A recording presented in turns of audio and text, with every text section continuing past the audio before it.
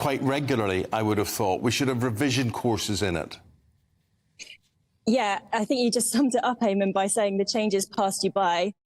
I actually asked a few of my fellow cyclists and pedestrians, what is classified as vulnerable road users, about this very thing. I said, has the new highway code made things safer for you? And most people said, not at all. Drivers don't know what it is. They don't know what the changes are. They probably don't know what the rules are to start with. And as you've just said, doing refreshers is a really good idea. It's a bit bizarre that we're given a license to operate this quite dangerous machinery, and then we're never tested again, and especially not on the highway code, which is, especially when it changes, why wouldn't we be retested on that or have to do refresher courses on it? You know, there are conflicts on the road, there are fatalities. It makes sense to be aware of what the highway code says, because it is there to keep us safe. Yeah, and Danny Kelly, when I think back, I think it was 1999 I passed my driving test. Hardly any bikes on the road then, to be honest, probably virtually none. I'm Christopher Hope. And I'm Gloria DiPiero, bringing you PMQ's live here on GB News. Every Wednesday, we'll bring you live coverage of Prime Minister's questions when Rishi Sunak and Sir Keir Starmer go head-to-head in the House of Commons. We'll be asking our viewers and listeners to submit the questions that they would like to put to the Prime Minister, and we'll put that to our panel of top politicians in our Westminster studio. That's PMQ's live here on GB News, Britain's election channel.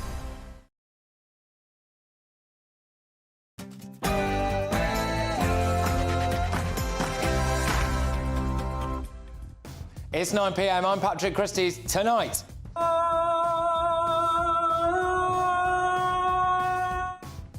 a new Muslim political movement is here, and it will send shockwaves through British politics. And who is hiding Abdul Azidi? Have the police lost the plot? Also, is it right that King Charles skipped the NHS waiting list? Plus, I've had sight of an internal Home Office document from pretty much the same time. I'm going to call it the Rwanda Files. I'm going to give you the details of this over the course of the next few days. the Rwanda Files. Richard Tice joins me after GB News exposed this illegal migration madness. And another exclusive for you.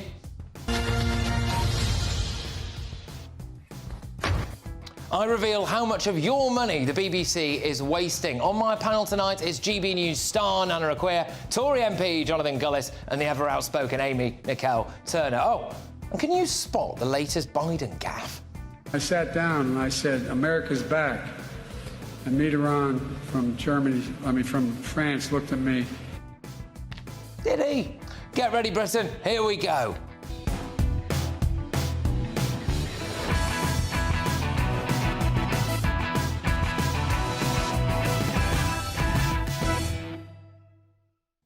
Big exclusive on a new Muslim political movement that will shake up the nation. Next.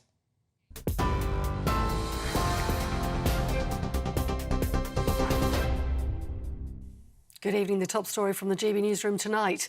His Majesty the King is spending the evening on his Sandringham estate in Norfolk, having left London earlier today. King Charles and Queen Camilla leaving Buckingham Palace in the royal helicopter after the King spoke with Prince Harry. We understand for about 45 minutes at Clarence House. Prince Harry flew in from Los Angeles following the public announcement of his father's cancer diagnosis.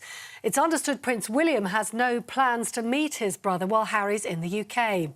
The King personally told both his sons about his cancer diagnosis, and palace officials say the King's openness about the disease is aimed at helping those whose lives have been affected by cancer. In other news, more precise details have been released about the last known movements of the chemical attack suspect Abdul Azidi before he went on the run. The Met Police says Azidi walked past the Unilever building near Blackfriars and headed towards Victoria Embankment, a journey of about a mile in central London. A £20,000 reward is still being offered to anyone who has any information that leads to the fugitive's arrest. Azidi is suspected of attacking a woman and her children with a corrosive substance, leaving her with potentially life-changing injuries. A door that flew off a Boeing aircraft mid-flight last month appears to have been missing 4 major bolts, according to an initial report by a US safety board. The door blew off an Alaska Airlines plane mid-flight in the United States and was found in a residential back garden. New evidence from a report has found key bolts were missing from the door of the Boeing 737 MAX 9 jet. They'd been removed, apparently, to fix rivets that were damaged in the production process. Video showing the moment aristocrat Constance Martin was arrested after being on the run with her partner has been shown to a court.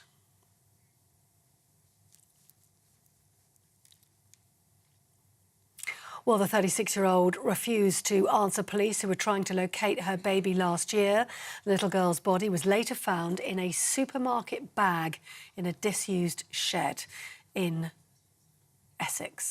Sussex, rather. The court also heard her partner, Mark Gordon, asked, "What is the big deal?" when he was asked about the baby, and he demanded food when he was arrested. The couple, charged with child cruelty and causing or allowing the death of a child, deny the manslaughter of baby Victoria by gross negligence. And lastly, the majority of teenage boys are being exposed to misogynistic content online, according to new research. Data from Vodafone shows that almost 70% of 11 to 14-year-old boys had come across posts on social media that promoted prejudice towards women or girls.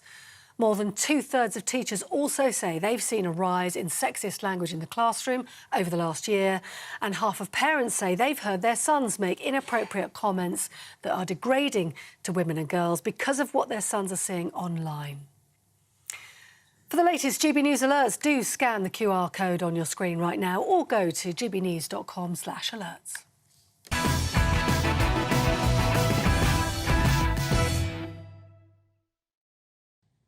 On this show, we have been ahead of the game when it comes to raising the issue of the Muslim vote at the next election.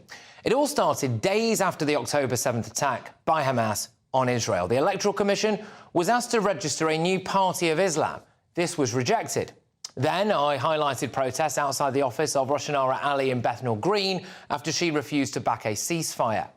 Why are you here? Shame on you! Shame on you! Shame on you! You're killing babies. You support killing of babies. I don't. Now the lawyer for ISIS bride Shamima Begum is standing in that seat against the Labour candidate.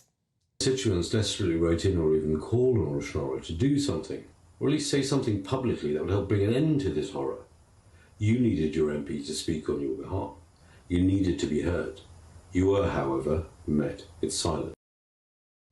Polling has now shown that Muslim voters are turning away from Labour, and they're losing the support of hundreds of local councillors as well.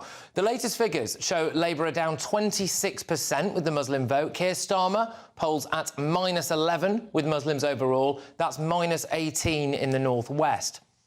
But with no official party of Islam to turn to, where do these voters go? Well, GB News can reveal that there is a coordinated attempt to unify and mobilise British Muslims at the next election. A website has been created called themuslimvote.co.uk. Its stated goal is this: to put Muslim issues at the forefront. They say, "We will no longer tolerate being taken for granted. We are a powerful, united force of 4 million acting in unison. We're focused on seats where the Muslim vote can influence the outcome. We are here for the long term. In 2024, we will lay the foundation for our community's political future." They've compiled a list of MPs who voted against or abstained from votes on a ceasefire. Now, as you can see, they include the number of Muslim voters in that seat and the percentage of Muslims in the electorate.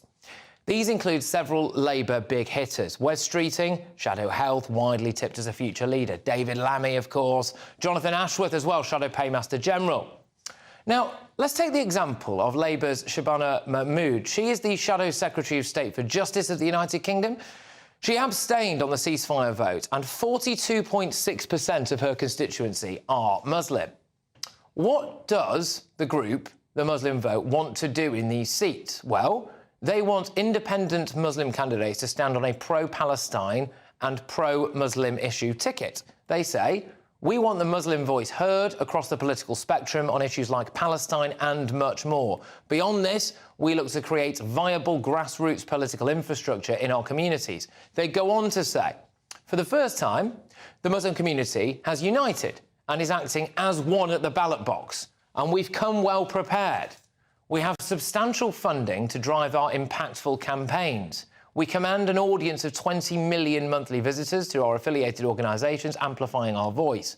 Our dedicated volunteers will be coming to a doorstep near you. They also say they've lawyered up. We have multiple pro bono legal organisations ready to help you navigate the legal issues that political campaigning inevitably comes with. Who are supporting the Muslim vote? Well, they include the Muslim Council of Wales, who issued a statement slamming Keir Starmer after he visited a mosque and essentially got turfed out. It includes the Muslim Council of Britain and the Muslim Council of Scotland. It also includes Prevent Watch, which claims to support people impacted by our anti-terror/radicalisation prevent scheme. It includes a Muslim dating app, Muzz, amongst a lot of others. They say they have deep backing and will be coming to a doorstep near you. Now, GB News has approached the Muslim vote and asked them to respond to the following questions. Who is funding you? Who is offering this legal advice? What firms do they represent? Who are the individuals? What do you mean by Muslim issues at the forefront? So what are Muslim issues? And would they still stand candidates against Labour politicians who actually voted for a ceasefire?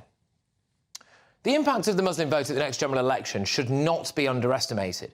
With financial resources, corporate backing, legal support and the endorsement, crucially, from the overarching Islamic bodies for England, Wales and Scotland, which have a massive influence at mosques and in Muslim communities everywhere, this is a huge issue, especially in Labour seats.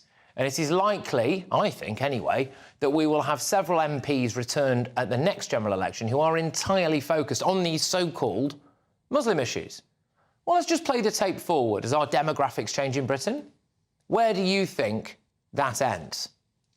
Well, to delve into this a little bit deeper now, I am joined by the political correspondent at The Guardian, who's actually been at the forefront of some of that polling data that I showed you a little bit earlier on. It is Aletha Adu. Aletha, thank you very, very much. It's great to have you on the show. Can I just ask, how important is this going to be for Labour, do you think? Well, Starmer's got a huge problem on his hands because he's stuck currently in between a rock and a hard place. He's still very much traumatised by the scandal of anti-Semitism that rocked the party just before he became Labour leader. And as he keeps repeating, this is a changed Labour Party. Then we've got a group of ethnic minority voters, Muslims, Asian people, and black voters who currently believe that there's a perception he doesn't really care about what they think. He doesn't really care about anti-black racism. He doesn't care about Islamophobia.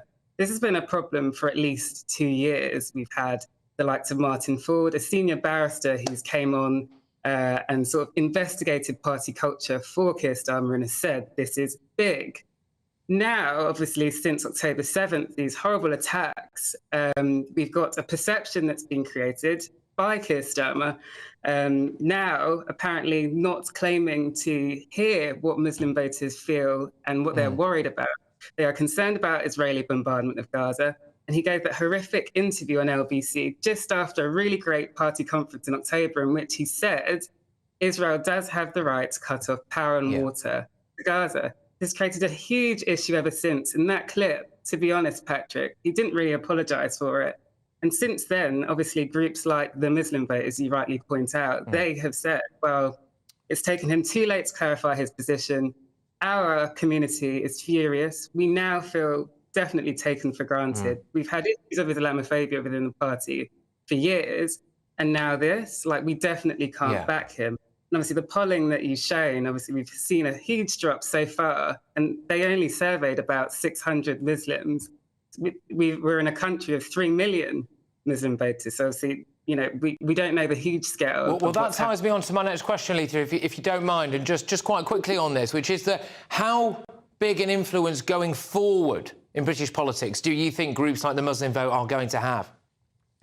Well, it's going to be huge because Labour's, you know, really far ahead in the polls at the moment. And of course, even if the Muslim community were to really mobilise and start voting for all of these independent candidates in areas like Rochdale, there's a huge by-election coming up. The point is they're going to create a sort of gap in areas that Labour should be taking from the Conservatives in areas like Bury, also Peterborough. And now it's going to be sort of narrowing their poll lead in that sort of area. And that's a big problem, just in case, let's say, the Tories manage to convince a few people that, hey, you know, another few years of us, we might be able to change things for you. The poll is showing that people are now seeing Gaza as a huge issue and something that they're willing to vote on. So it's not just domestic issues like the cost of living crisis, the economy, the NHS, but the issue in Gaza and Israel is something that they really care about. And until Starmer really clarifies his position, and I guess many people are like, "There's, you know, it's too late already. We've made our minds up." He's in a really tricky position. He's in a tricky spot, and watch this space, I suppose, is the upshot. Now, Alita, thank you very much. Great to have you on the show. I hope to chat to you again very soon. That is Guardian's political correspondent, Alita. I do that. Now, I just want to get the thoughts of my panel. Here we go. So, I've got GB News presenter and superstar Nana Akua. I've got Conservative MP Jonathan Gullis and the ever outspoken author and broadcaster Amy Nicole-Turner. Look, Jonathan, I'll start with you as the serving MP on the panel. How concerned are you by the Muslim vote? Well, it's massively influential. In a place like Stoke-on-Trent North, I think over about 10% of my population are Pakistani Kashmiri. They're going to have a huge say at the next election. With a majority like mine of 6,200, they're going to therefore have a very influential outcome on the next election. And let's be quite frank, all eyes are on Rochdale. Can the Muslim community all come together? Will they vote en masse to go back George Galloway and therefore send a clear message to the Labour Party? And I think if that does happen, there will be panic riddled amongst Labour MPs and give, to be perfectly frank, in particular the Red Wall, some Tory MPs, some hope as well. Yeah, look, Nana, I suppose to take it to its natural conclusion, do you think people would be worried that this is the first step on a road to some kind of Sharia in Britain if we end up with a mass mobilised Muslim force here? Well, I think that is, you know, if you don't, you've got to take this seriously. In my view, OK, so the polling, I look at it, I think 682 people. That actually isn't that many.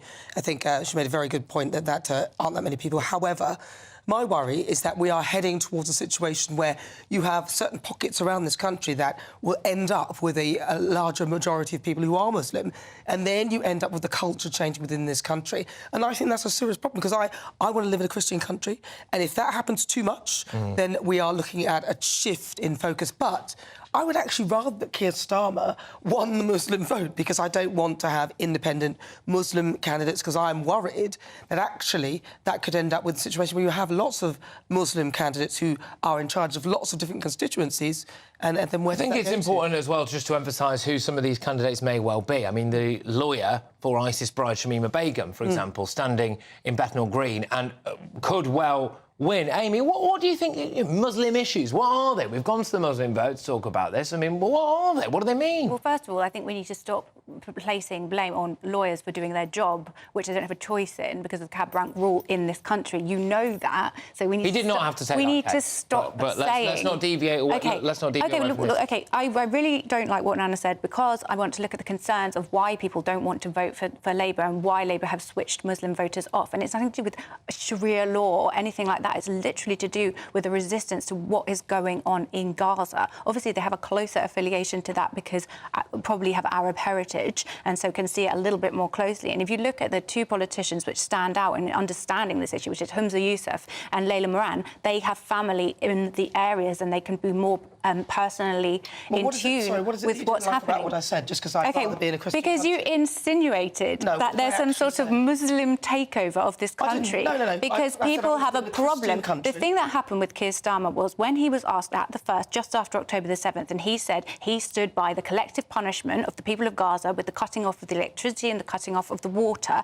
That's when things got muddled for the Labour Party. All people want is for the Labour Party to be very clear, like the Scottish Labour leader, and call for a ceasefire. It's that simple. I don't quite think it's like that at all. My view is that, you know, I want to live in a Christian country. Yeah. I don't want it. But they've also. But you don't live in a Christian country. You're not listening to. They've also said it's not just about Gaza. They've said it's about Muslim issues in general, and we can't really get too much clarity about what that is. I mean, are you fearful, Jonathan, of you know, one religious sect having too much influence in our Houses of Parliament? Look, I like a separation of church and state, and that's why I've always been a vocal supporter for kicking the bishops, now needed more than ever, out of the House of Lords, because we don't need the bishops sat in the House of Lords. We don't need any faith leaders sitting in the House of Lords. They have no reason to be there. They're meant to be focusing on trying to spread the word of God in Justin Welby's case, although sadly he spends more time trying to be God than actually spread the word of God directly. So for me, I would rather talk, and I do talk to my Muslim population, about regenerating our local area, investing in our local parks, improving our local schools. The things maybe second or third generation migrants have actually been saying to me, those are the issues that matter to them, and that's how I'm spending my time, my energy. But believe me, my Labour opponent has only been absent from one full council meeting since May 2022, and that was the one where the council was having a debate on a ceasefire motion, and then was subsequently in January asked what his view was and said, I've made my position clear, I'll write to you, without saying what it was at all. What are Muslim issues, though? That's what I want to know. This is what we're trying to get at. And sorry, we're out of time on this one now, but it's absolutely spot on, right? This is it, and I think they need to answer that. Loads more coming your way on this show. But before we get to all of that, there is still plenty of time for you to grab your chance to win £18,000 in cold hard cash in our Great British Giveaway. Here's all the details you need to enter. This is your chance to win £18,000 cash in our very latest Great British Giveaway. Cash to spend on anything you like. That's like having an extra £1,500 in your bank account each month for a whole year. What would you use that for? Well, congratulations, you've won £10,000. Oh my God, that's unbelievable. That's brilliant news. For another chance to win £18,000 in tax-free cash, text GBWIN to 84902. Text costs £2 plus one standard network rate message. Or post your name and number to GB02 PO Box 8690, Derby DE1 9TT. UK only. Entrance must be 18 or over. Lines close at 5 p.m. on Friday, the 23rd of February. Good luck. Good luck indeed. Well, Richard Tice is still to come because GB News has got another exclusive for you. It's the Rwanda files, and we are exposing the disappointing reality behind the government's Rwanda plan. We will also bring you the very latest on the suspected chemical attacker Abdul Azidi. Now, British churches were revealed to have helped this Afghan asylum seeker stay in the country. I have got a damning document to show you, which poses serious questions about whether or not the Church of England is responsible for an illegal immigration racket. We've been to them for comment. But up next, in the clash, anarchist Lisa Mackenzie goes head-to-head with political heavyweight Edwina Currie on whether or not it's wrong that King Charles will jump the NHS waiting list after being diagnosed with cancer. Patrick Christys tonight. We're only on GB News.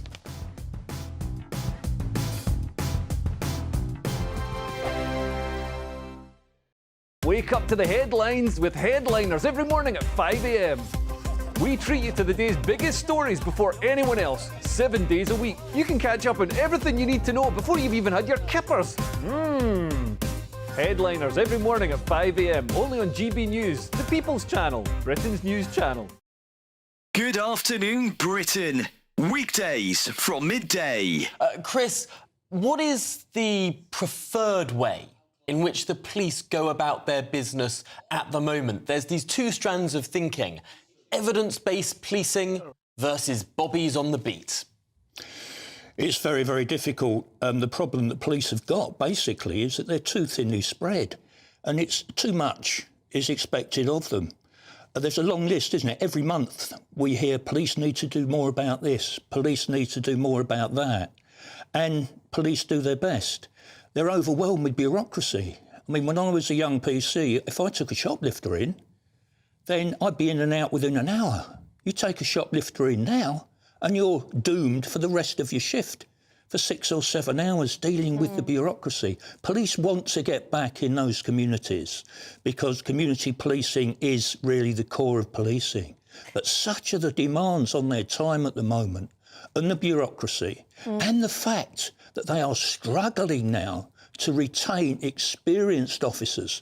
People are hemorrhaging out of the police, and new recruits coming in haven't got that experience, and there's a good chance they may not stay anyway. So there's all sorts of problems. And for the Home Secretary to glibly say he wants more done, frankly, clearly shows he's got no understanding of the pressure police are under. And of course, the constant criticism that they face across the board. Very rarely do you actually hear of police officers getting praised for acts of bravery or acts of compassion. So there's a problem with morale in the police force, and it's clearly a problem with the Home Secretary, who needs to get out there and talk to officers on the front line who frankly are struggling. And last night, of course, was a graphic example. Every Sunday from 11, join Michael Portillo. There will be topical discussion, looking at the week before and the week to come. So kick back and relax at 11 a.m. on Sundays on GB News with me, Michael Portillo. GB News, the People's Channel, Britain's news channel.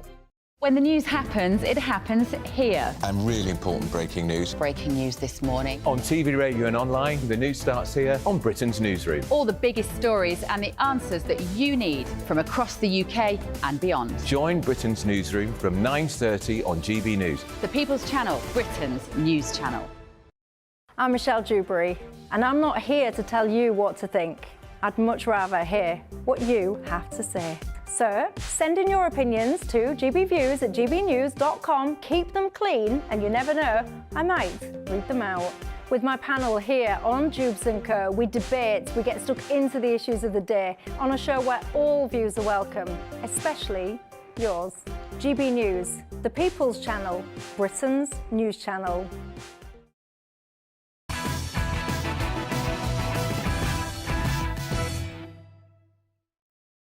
It's Patrick Christys tonight on GB News. It's time now for our head-to-head.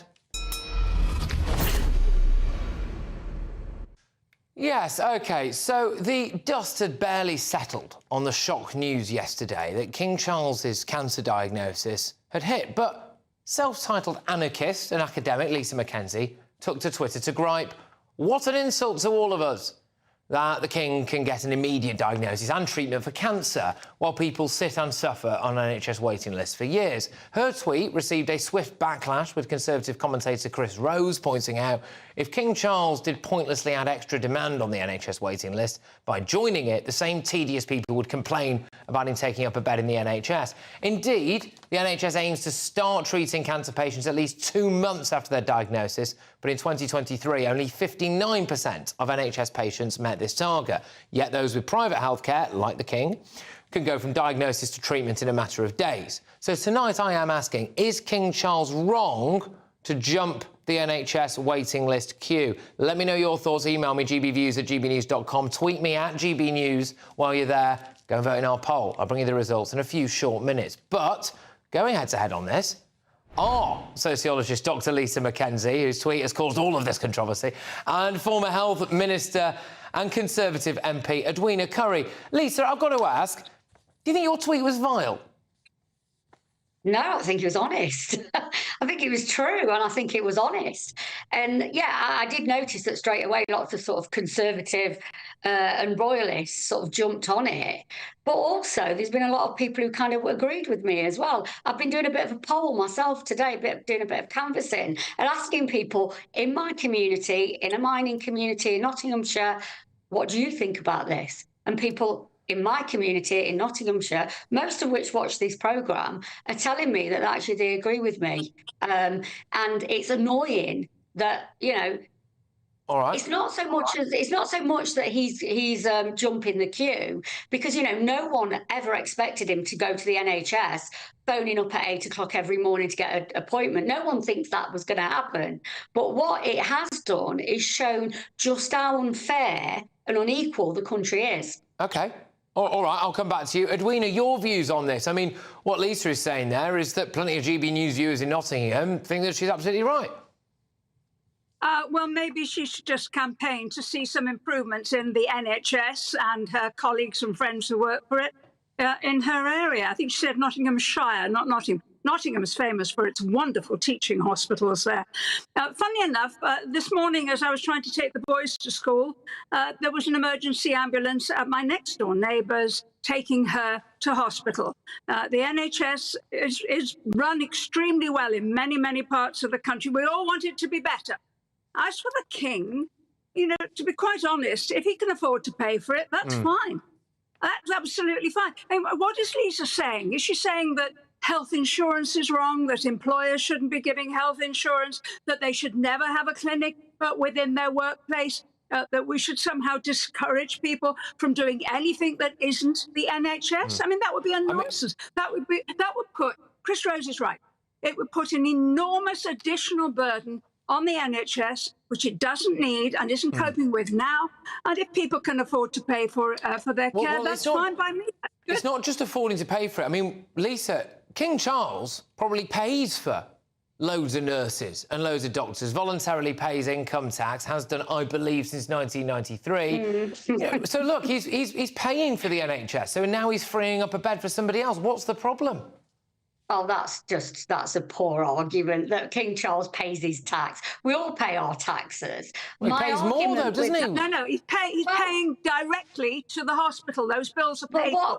Yes, he is. Yes, he is. And do I have a problem with a two-tier hospital system where people who are wealthy get better treatment? Absolutely, I do. And I think most people in this country do agree with me that you are right, Edwina. The hospital, our NHS, and the health system has to be better. You're right. I agree with you on that. I used to actually teach at the teaching hospital in Nottingham that you're talking at. I taught nurses how to research. So I know maybe you should go back to it and do it again, and that way you'll be able to help and raise the standards. We have excellent NHS. I live on the other side of the country, up near Manchester. My husband had cancer 3 different times in 9 years. He was treated at Christys. He was treated at Wythenshawe, which is the University Hospital of South Manchester, and at Macclesfield Hospital. They were all absolutely we have excellent NHS, and they give the best kind of cancer treatment that you'll get in many parts of Europe. So I think we should be very grateful, and I think people like you should stop being an influencer and go back and help teach there and help work there. All right, Lisa, go on. Nobody's influenced by me. But let me just go back to that. So you said that you knew people who'd been treated in Manchester. Well, there was a report done, and it was in the Lancet last year, which actually said that in the lower socio-economic areas in the UK, that actually where in some areas of the UK, the wealthier areas, cancer treatment and actually survival is rising. So you're absolutely right. Cancer treatment in some areas are rising, but not in the poorest socio-economic areas. They're actually dropping, and in unbelievable rates. Manchester is one of those places. Liverpool, where you're from, is one of those places. Well, I've got Lisa, could I ask, Lisa? It's not true. You're way out of date. And I can tell you exactly for why. Because in the Northwest in particular, they had a long, hard look at cancer treatment, why the rates of success were so poor. And they found it was not because of delay in the pattern of treatment. It was because the tradition was you come in a fortnight, you have your test. Now, I just want to veer us. Come in a fortnight, you have another test. I want to veer us back onto the king. So they started doing everything all at once. It got very, very hard work to do it, but they managed to do it. They saved my husband 3 times. And I am very grateful. I just want to veer us back to the king. Now, I can't really believe I'm asking an anarchist this, Lisa, to be fair. But, I mean, this guy is the king, all right? This guy is the king. Does he not deserve the very best of the best? No. The amount of stuff he's done for this country, the amount of good causes he's raised money for. You know, what have you done?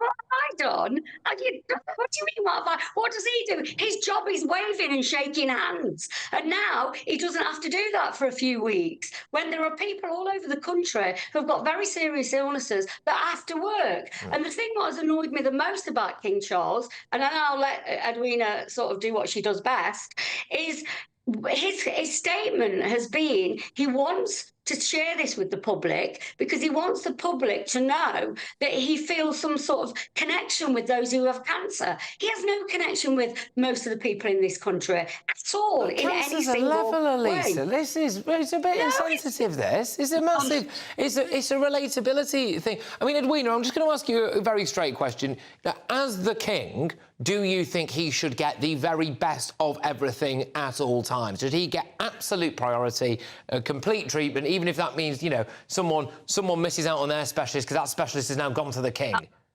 That's 2 different questions. Should he get the best of everything? Yes. Should he have priority? No. We should all get the best of everything as far as we possibly can. We should always work and pay our taxes to ensure that the NHS is as good as it gets. But those of us who can afford to pay, in circumstances where that's appropriate, let's see that happen. And the NHS, of course, does actually pay to send people to private hospitals that Lisa would probably shut down in order to reduce the waiting list. I've got members of the family where that's happened as well. I wouldn't shut those down. All right, I would all never. right. Why would I shut a hospital down? Fine, we're going to have to park it there. We're going to have to park it there. Look, thank you. Thank you very much. I enjoyed it anyway, very much both sides of it. That is the sociologist, Dr. Lisa McKenzie, and former Health Minister Conservative MP, Edwina Currie. Look, who do you agree with? Criticism online, is King Charles wrong to jump the NHS waiting queue? David says, if he went to an NHS hospital, the same people would complain about him taking up a bed. Exactly. Andy says, why would anyone queue if they didn't have to? I wouldn't. I don't know anyone who'd choose to queue if there was another option. Your verdict is now in. So, 35% of you agree that King Charles was wrong to jump the queue. 65% of you say that he wasn't. And I am very much in that 65% for what it's worth. But coming up, I bring you an exclusive insight into how the BBC is spending your money whilst prosecuting people over the licence fee. It's another GB News exclusive for you here. Former BBC presenter and executive Roger Bolton will join me to fight their corner. But next, Richard Tice, he beams in. Why? Well, we are revealing here at GB News the Rwanda files. That smash that the government's flagship migrant plan to smithereens. Will also bring you the very latest from this ongoing manhunt for suspected chemical attacker Abdul Azidi, and I will be revealing the devastating document that poses the serious question to the Church of England. Are they in on an illegal migrant racket? This is Patrick Christys tonight. We're only on GB News. 2024, a battleground year. The year the nation decides. As the parties gear up their campaigns for the next general election. Who will be left standing when the British people make one of the biggest decisions of their lives? Who will rise? And who will fall? Let's find out together. For every moment, the highs, the lows, the twists and turns. We'll be with you for every step of this journey. In 2024, GB News is Britain's election channel. The Camilla Tominey Show, Sunday mornings from 9:30. What you've got to do is, it's a collective. You've got to look like a meteorologist. Nobody out there is necessarily going to be a meteorologist, but what I do on a daily basis is I look globally. I look at what we've got in terms of the track of weather that we've had in the UK. So if you go back a couple of years and we go back to the heat wave of July, August 2022, 40.3 degrees, there's a dot in the landscape, and before then there was other incidents going on. Now that was a huge dot because that was extreme temperatures, and then we, since then, last summer, although we didn't get that kind of record, we saw months with records, various months, May and June and September and October, all-time records. So another dot, and then you're looking again globally. What's going on globally? What's going on in China, in USA, in Africa, now in Australia, for example, records falling like 9 pins. So when these storms come along, you've got to say, OK, would they have happened anyway? The answer is probably yes. They probably would have done. But when you start getting where we're up to with Jocelyn is number 10, then that's not the record. The record is 11. Named storms, 2015-16. So we've been there before, but only a few years ago. So these things are starting to mount up. And do you know what? On the can of climate change, climatologists, better people than me, people who study this expertly, and they look at it and they say, OK, what we're going to get with extra dimension of heat in the atmosphere, which energy and heat that basically means that you've got more intense storms potentially that can carry more water. What do you get? You get higher wind velocities and you get more water and or snow. We've just gone through a period where parts of this country have been deluged and flooded for the first time. Yes. I'm Michelle Dewberry, and I'm not here to tell you what to think. I'd much rather hear what you have to say. So, send in your opinions to gbviews@gbnews.com. Keep them clean, and you never know, I might read them out. With my panel here on Jubes & Co, we debate, we get stuck into the issues of the day on a show where all views are welcome, especially yours. GB News, the People's Channel, Britain's news channel.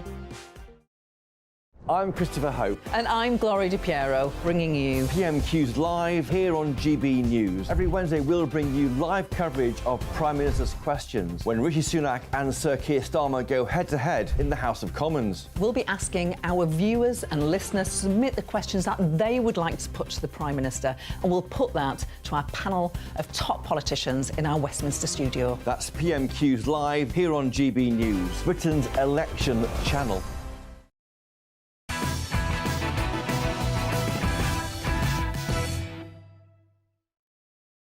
We're absolutely all over it on Patrick Christys tonight because I've got an exclusive on BBC spending very soon. But first, it's time for Richard Tice. And we have revealed a little bit earlier on GB News the Rwanda files. These are leaked, uncovered Home Office files that blow the lid off the Rwanda plan. Now, according to these documents, the UK's detention capacity for illegal migrants is limited to 1,000, which would cause a backlog of up to almost 100,000 by the end of July. On top of that, only 12% of illegal arrivals are due to be removed annually, with a maximum of just 500 migrants sent to Rwanda in the first year of that scheme. So there we go. That's what the leak files show. GB News has got hold of them. Richard joins me now. These are, well, quite shocking findings. Just tell us more about the Rwanda files, then, from your perspective. I mean, they're shocking, Patrick, but frankly, no surprise at all, because I think what they show is that the Prime Minister has at best deeply misled the British people when he said he was going to stop these migrants coming here, that they wouldn't be able to remain here, that they would be removed. Actually, this is all untrue. At worst, he has deliberately, knowingly lied to the British people. And this is a major, major wake-up call, because you've got the Home Office, who clearly didn't believe in the very scheme that the Home Secretary, I think at the time it was Suella Braverman, and now James Cleverly, were being sent out to spin and con the British people. Look, I don't think any of us are frankly surprised by this, but it's a huge scoop for GB News. It's the awful truth that the whole Rwanda thing is a complete con. It's not a deterrent. We've wasted well over, I think, about 300 million quid so far, and this is not going to stop under this route. Let me just go through those numbers again for people quickly, because I can understand it washes over you a little bit, right? So it looks as though the detention capacity for illegal migrants will be just 1,000. Well, that, on a nice day, is 2 days worth of arrivals, essentially, OK? This will cause a backlog of almost 100,000 by the end of July. 12%, that's it. Their big, hairy, ambitious goal is to get rid of just 12% of them. I mean, frankly, Richard, what's the point? We've just capitulated, haven't we? But, Patrick, it's worse than that, because that 12% figure, as I understand, is a best-case scenario. Just 12% could be removed.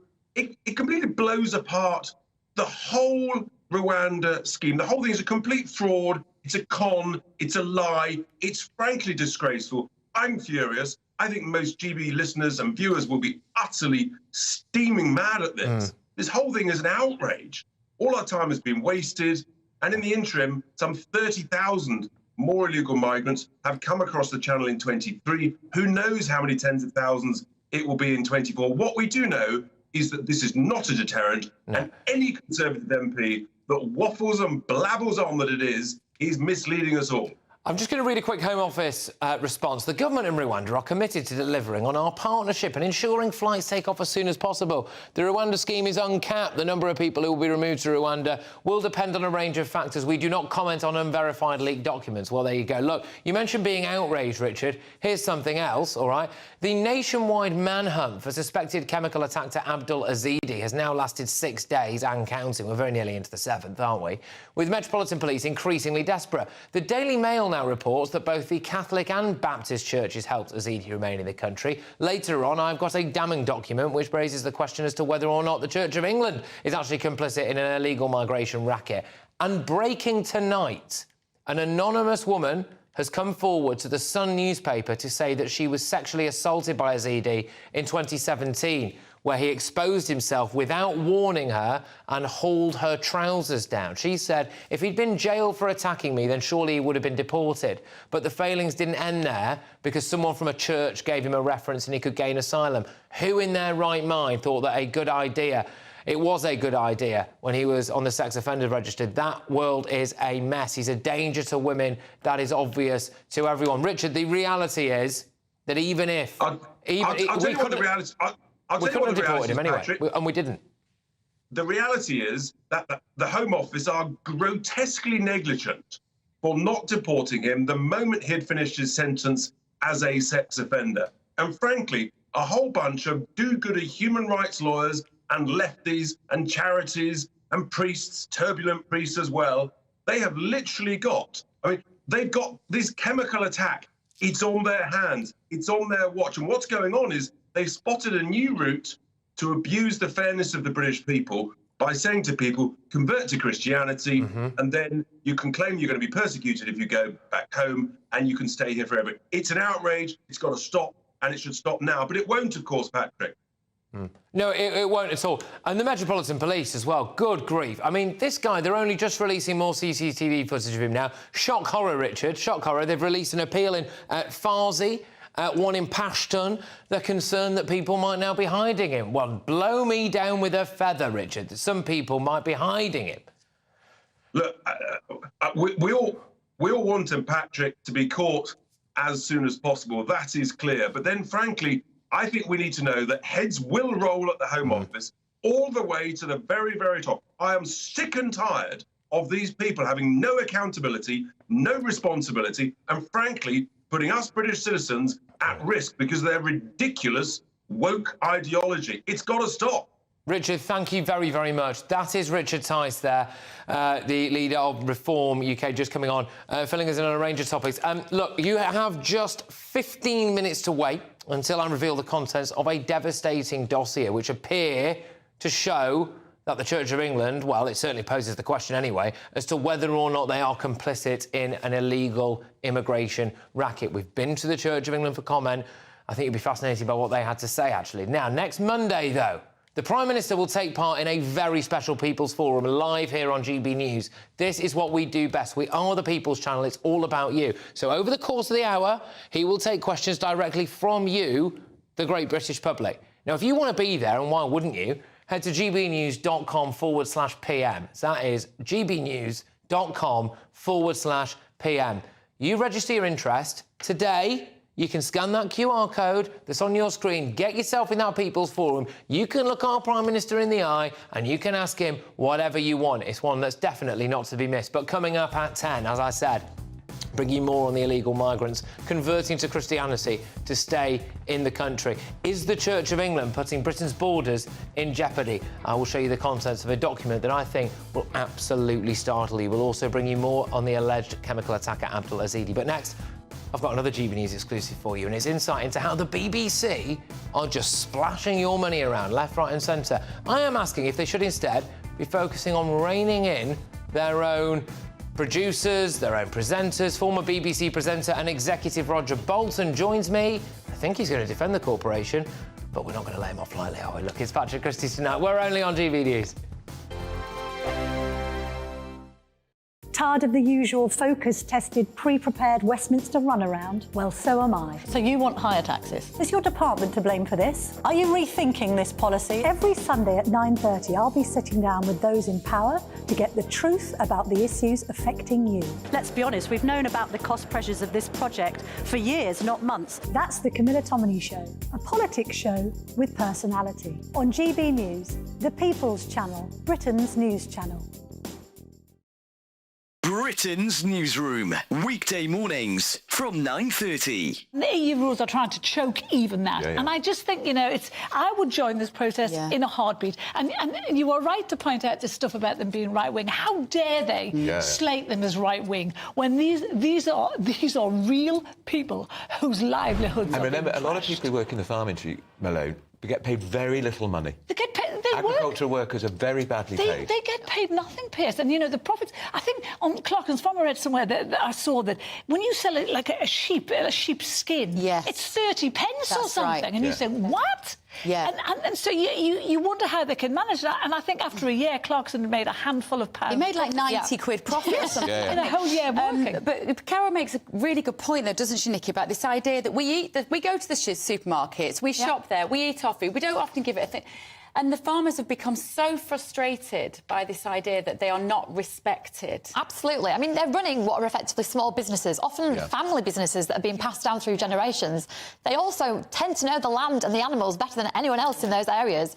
You know, I am all for green protests, you know, I'm all for climate change activism, but actually the only way you can do that is gradually. It's exactly what we've seen with Port Talbot. You know, you can't just go in and say, you're not going to do it anymore this way. You've got to do it this way instead. The Tata Steel thing. Yes, exactly. Yeah. You've got to do it this way instead. You know, lots of farmers are on board with protecting the planet, but they can't do it overnight. You've got to give them time.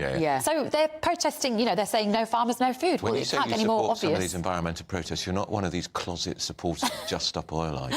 I'm not a closet supporter. I think I've been quite open about Just Stop Oil. No. I don't like all their methods, but I do like the message. Any of them. But I do appreciate the message. Yeah, but sometimes you've got to do difficult things. What they're asking for now, those protesters, are unrealistic. What these protesters are asking for is not unrealistic. No. 2024, a battleground year. The year the nation decides. As the parties gear up their campaigns for the next general election. Who will be left standing when the British people make one of the biggest decisions of their lives? Who will rise? And who will fall? Let's find out together. For every moment, the highs, the lows, the twists and turns. We'll be with you for every step of this journey. In 2024, GB News is Britain's election channel.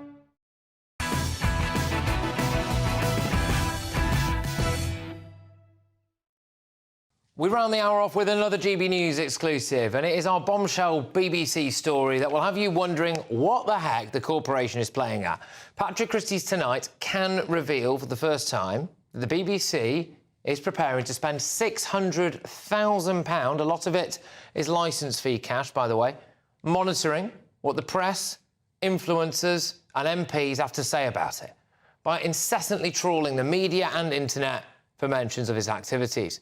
The Beeb is looking to hire a firm to provide media monitoring services for 3 years, despite a raft of cuts to key sectors, including local radio, and its morally questionable crusade to prosecute skint pensioners who don't pay the licence fee.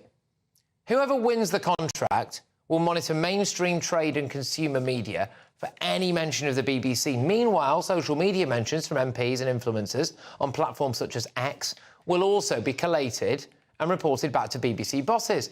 Now, the BBC defended this costly move tonight, telling us, like any organisation, if there are fundamental services which cannot be done in-house, we seek the best value contract possible with an external supplier. But let's be frank, maybe the BBC should be monitoring what its own staff are up to instead. Its Africa editor for the World Service, Mary Harper, was exposed yesterday for giving biased court testimony to stop at least 15 Somali criminals, including rapists, being deported from Britain. Meanwhile, BBC scheduler Dawn Quaver has suddenly left the business after being exposed for referring to Jews as Nazis and white people as parasites in a series of awful Facebook posts. And let's not forget Gary Lineker. Of course, month by month, he goes saying whatever the heck he wants about anything he fancies, despite colleagues being bound to strict impartiality rules. Look, to get stuck into this now is former BBC executive and presenter Roger Bolton, who spent more than 40 years at the corporation, including as a host of Radio 4 show Feedback. Roger, look, thank you very, very much. Surely the BBC should be spending this taxpayers' money, a lot of it, just looking at themselves, no? Well, I must say that was one of the most impartial and objective introductions. I'd like to congratulate you on that, the way in which you fairly represented the situation. I'm not publicly funded, Roger. I'm not publicly funded. You know what I'm doing? I'm holding up a mirror to the vast majority of my viewers, but carry on. Well, I congratulate you about being able to read the minds of the British public. It's a very clever thing to be able to do. Look, the £600,000, as far as I understand it, is over 4 years and is the maximum sum. If the BBC didn't bother to find out what people thought about it and to listen to alternative opinions, people like you would be saying, look, they're in an ivory tower, they don't care what people think. So they're damned if they do, they're damned if they won't. And there's a campaign at the moment going on, the Daily Telegraph, the Daily Mail, and dare I say your organisation, to pick up any story which is critical about the BBC. It's a massive organisation, has massive output. And it has massive influence, Roger. And when it does things like refuses to call Hamas terrorists and also employs people who have got Holocaust denial views, etc., that's a massive problem, isn't it? Hold on, they've got about 20,000 employees. The person who referred to the anti-Semitic tweets, which were utterly disgraceful, was, I think, a scheduler not involved in programme making. She's left immediately, and I'm sure she's been fired, rightly. If you employ 20,000 people and you employ them from different range of backgrounds, you don't know what all of them do on social media. The moment you find out something like that, you make sure they go. When you look at the BBC's Africa editor, that is more disturbing. And that needs investigation, I agree. But the attempt to say that because one or two or three cases happen, the whole BBC is biased, or whatever, is ridiculous. I'm just wondering about where... I'm not wondering about... Well, I am saying it's biased, actually. Yes, I am. But when I just look at the waste of money here, can I just show you the example? Because last year, the BBC prosecuted a 52-year-old man from Eltham in South London for watching 5 Star on Freeview. In a heart-wrenching handwritten note, he told the court he'd recently spent 2 months in a coma due to a head injury. He'd suffered from epilepsy, diabetes, struggled with memory difficulties. The Beeb went ahead with prosecution. He was fined 81 quid, plus made to pay £121 in costs and a £32 victim surcharge. In December, a woman with Down syndrome was handed a criminal conviction for not paying a TV licence, despite having no control over her own finances, for goodness sake. And now they're going to go around and splash out, I don't care how much it is, on finding out what the British public think about them. They could just tune into shows like this. Hold on. Those 2 cases are disgraceful. They should be looked at and examined. Look, the BBC didn't decide to have a licence fee. The BBC doesn't decide to prosecute. It's a government decision that should be a licence fee. I agree. There's a big question about how best to fund the BBC. There are a range of other ways of funding them. It's all difficult. If you put the advertising, then apart from having ads, you put people like you out of business because all the advertising would go to, say, Radio 2. If you have a tax, government-imposed tax, government gets more control over the BBC. So, it's a difficult question. If you just say, OK, people should be able to just subscribe, there's a very significant number of people, 1.5 million, 2 million people in this country, who don't have direct access to the internet. So if you're going to put everything on the internet, about 2 million people will suddenly have the television screens go blank and not see it.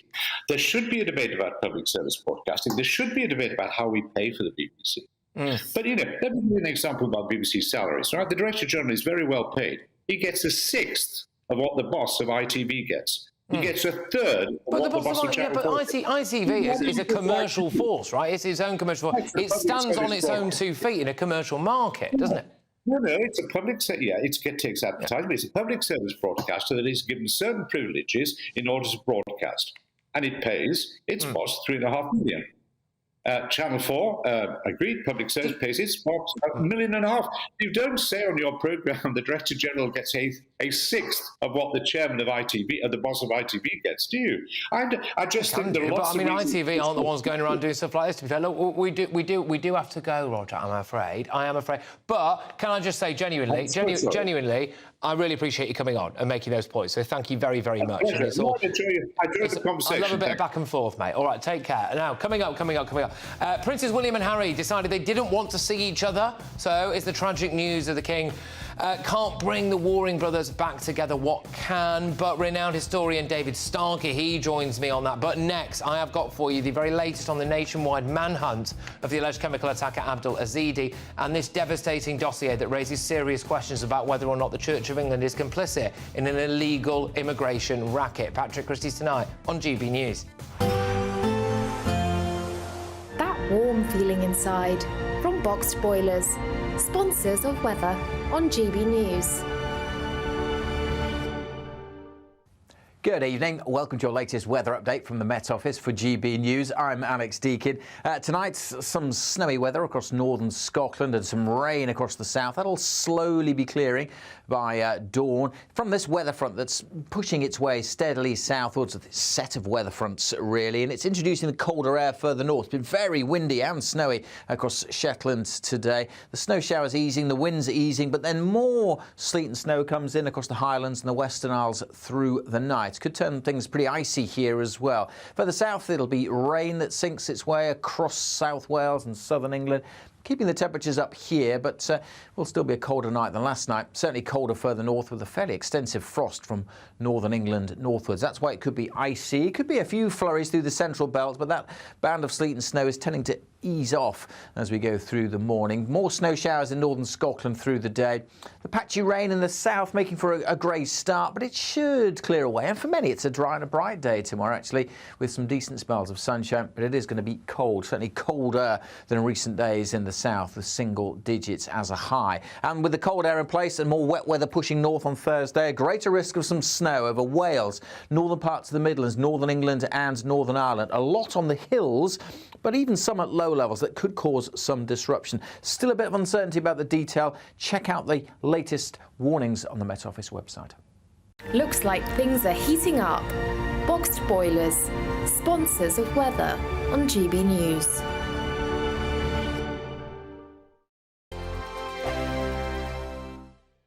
Farage, Monday to Thursday from 7 p.m. Lots of people have different ideas, but principally a conservative approach to getting growth is to reduce taxes so that people, ordinary people and businesses can spend more of their own money to invest and grow the economy. So the theory is that you cut taxes and that then pumps more money into the economy. Exactly right. And then people, you know, it's not government that are creating wealth. It's individuals, businessmen, companies that create wealth.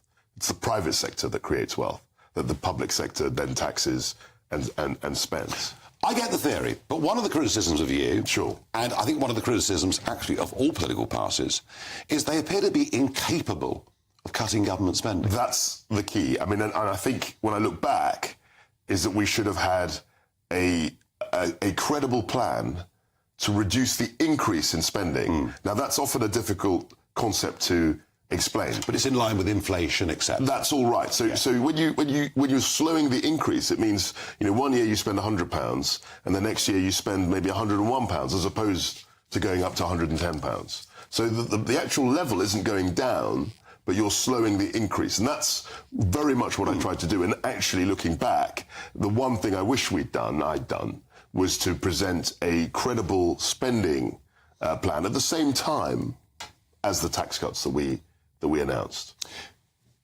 You had a go, it didn't work out for whatever reason, and that analysis will go on for some years to come. We have Jeremy Hunt there as Chancellor now, hinting quite strongly now there won't be any tax cuts, but the truth of it is, under 14 years of Conservatives, for a variety of reasons, the tax burden has risen. That's right. To the highest since the Attlee government way back in 80 years, 70 1951, years, whatever right. it is.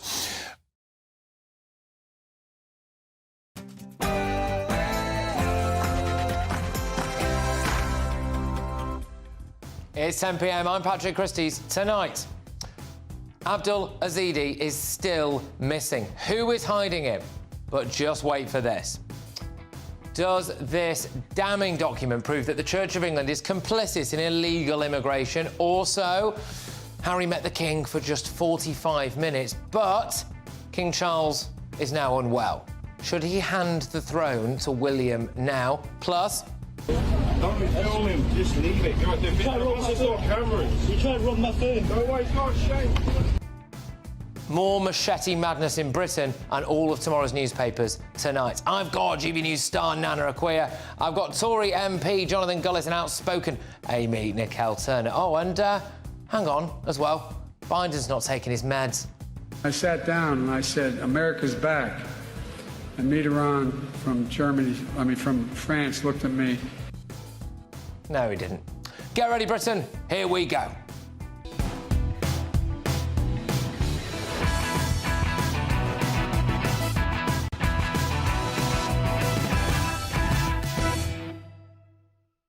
I reveal a damning dossier on illegal immigration and the Church of England next.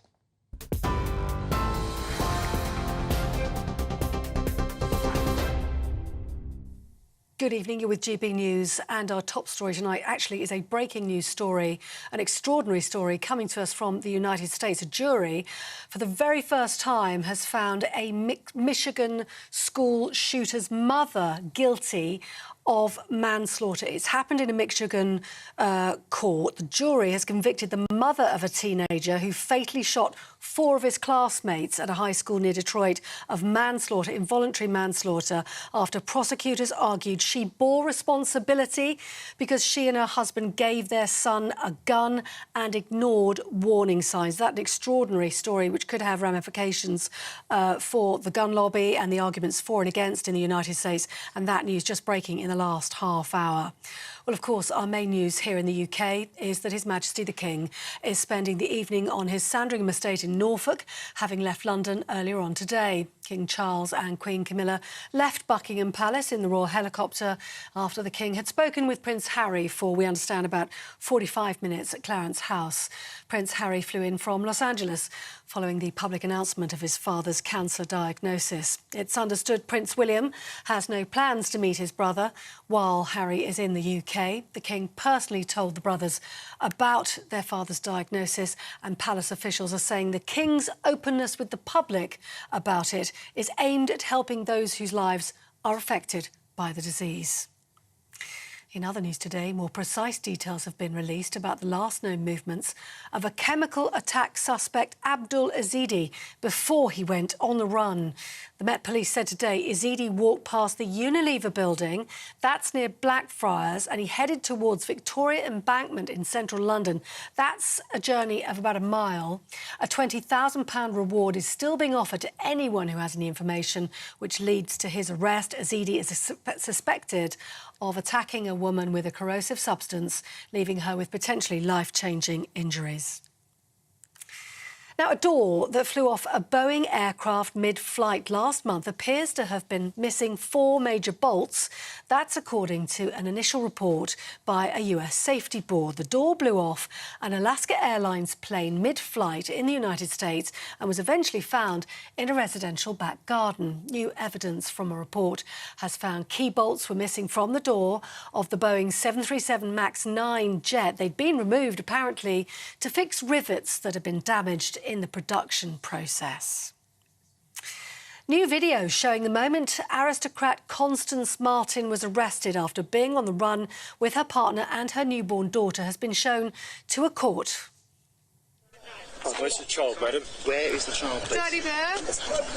Look at me. Take her away from him. Yeah, Constance, how about that? Whoever you are. Right, where's your child? In the clip, the 36-year-old refused to answer police who were trying to locate her baby last year. The little girl's body was eventually found in a supermarket carrier bag, hidden in a disused shed on an allotment in East Sussex. The court also heard her partner, Mark Gordon, ask what's the big deal when he was asked about the baby, and he asked for food instead as he was arrested. The couple, charged with child cruelty and causing or allowing the death of a child, deny the manslaughter of baby Victoria by gross negligence. And lastly, the social media company Meta is to start labelling images that have been created using artificial intelligence. It means that any images posted to Facebook, Instagram or even Threads that were created using AI will automatically be flagged. The company says it's currently building the new tool and will be rolling it out in the next few months. Meta says it'll reduce the ability of fraudsters to distribute deceitful content.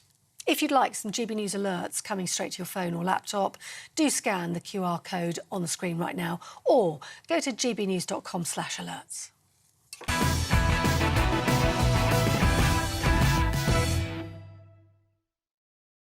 Abdul Ezidi is still missing. Just hours ago, the Met Police decided to release more CCTV footage of his last sightings.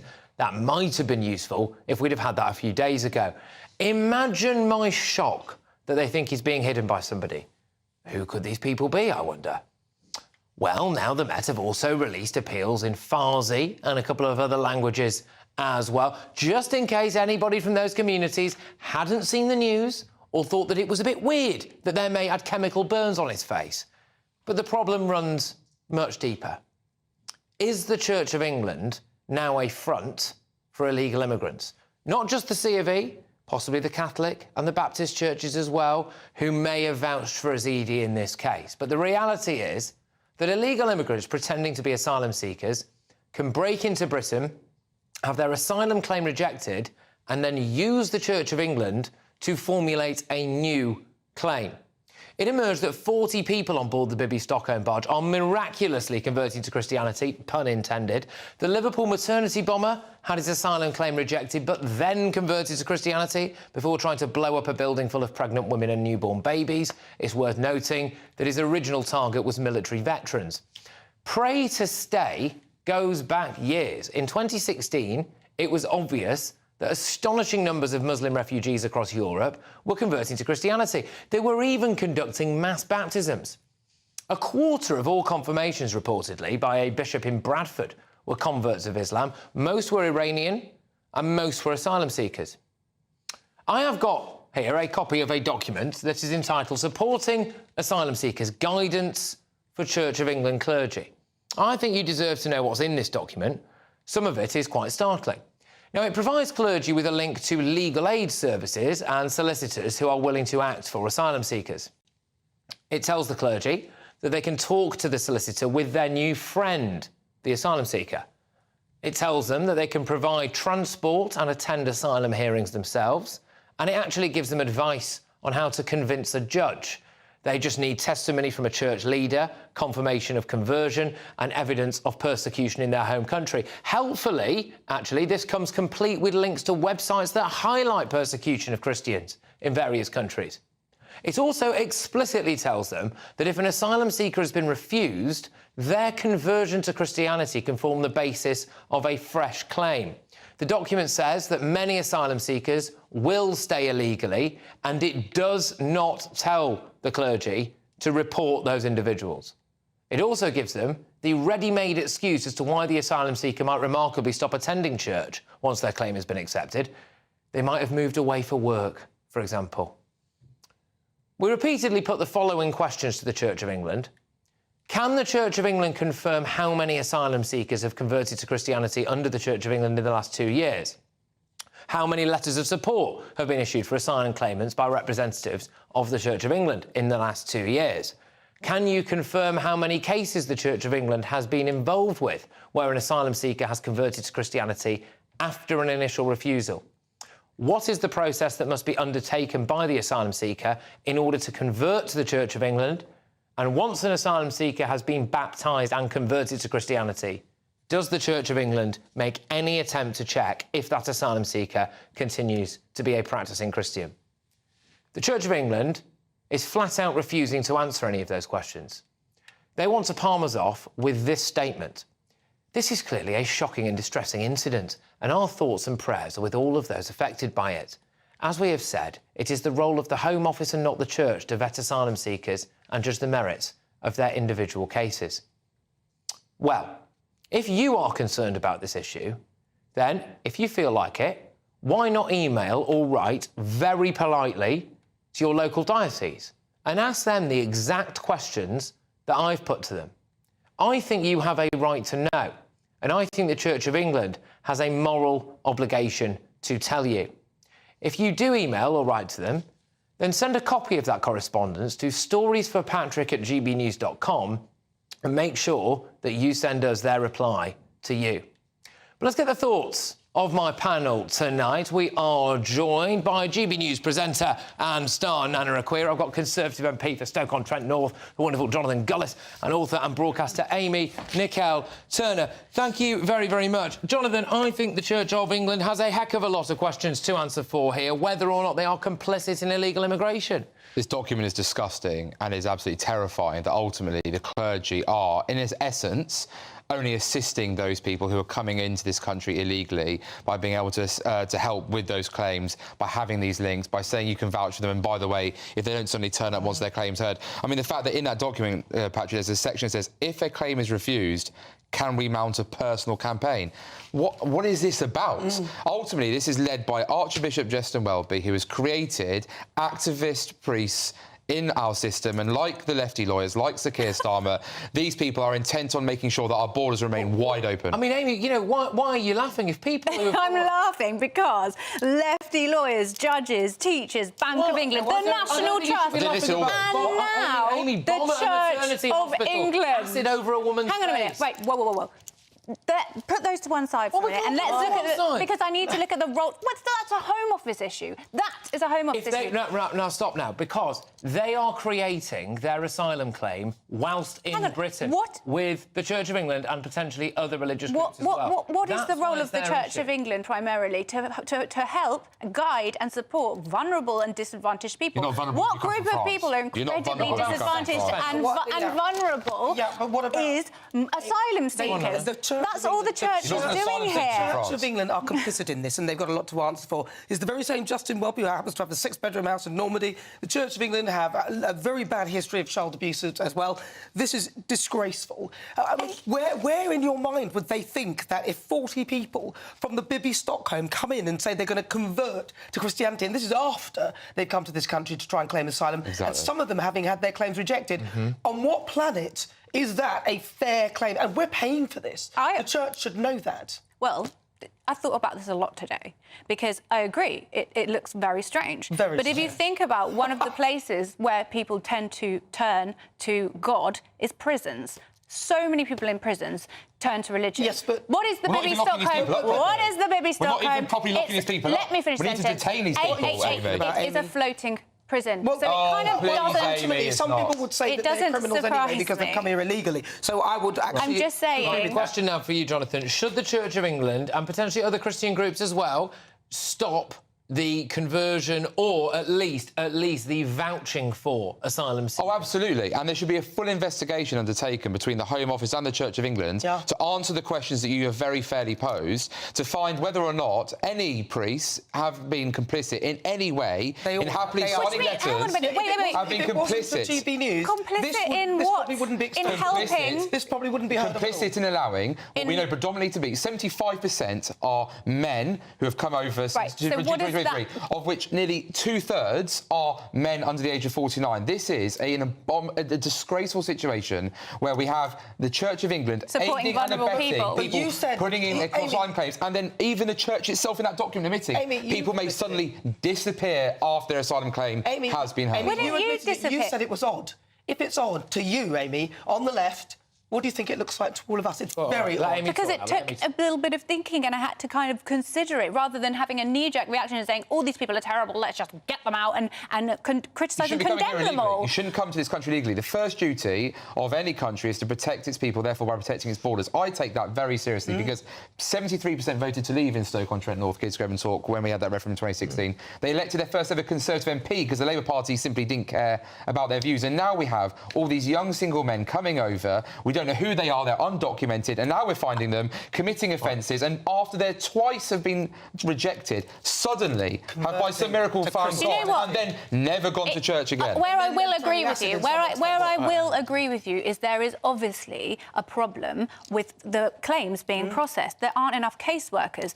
The Conservative government have reduced caseworkers, which has created a massive backlog. So now I think 80% of asylum claims are granted. Reject, very simple. Get the stamp out. Reject. See, that's not realistic. If you come to this country legally, you're not welcome here. That should be the very clear, simple message that That's not what Britain is about. What is it about then? What are we about? We are welcoming. Well, they've got somewhere to live. Over 500,000 people since 2016. Your government closed two of the most important safe and legal routes. Hong Kong, these are very important Afghanistan. routes. You closed two extremely important routes. And then you're surprised because you're surprised that people tried to come here through irregular means. What happened in Afghanistan? The Taliban very quickly regained control of the country, which meant that we had to put armed forces personnel in harm's way to protect an airport, to get people, 15,000 people, onto planes. Our armed forces stood up and did their bit, as well as the Americans, and ultimately came under attack, and some people obviously were severely injured or lost their lives. That is the seriousness of what happened in Afghanistan. Can I just say, on this, the way I left it with the Church of England's press office, right, was I've gone back and forth to them a lot on this, because they palmed me off. That statement I read out was the same statement they gave me on Friday as well. So, I mean, they must be mad if they think that we're just going to let them do this. So I've really hammered down with it, and I've said to them, look, are you now going to confirm to me that you do actually have the information on this and you are just refusing to tell us? They pointed me in the direction of an article that alluded to the former Archbishop that said, well, do we know how bad this problem is?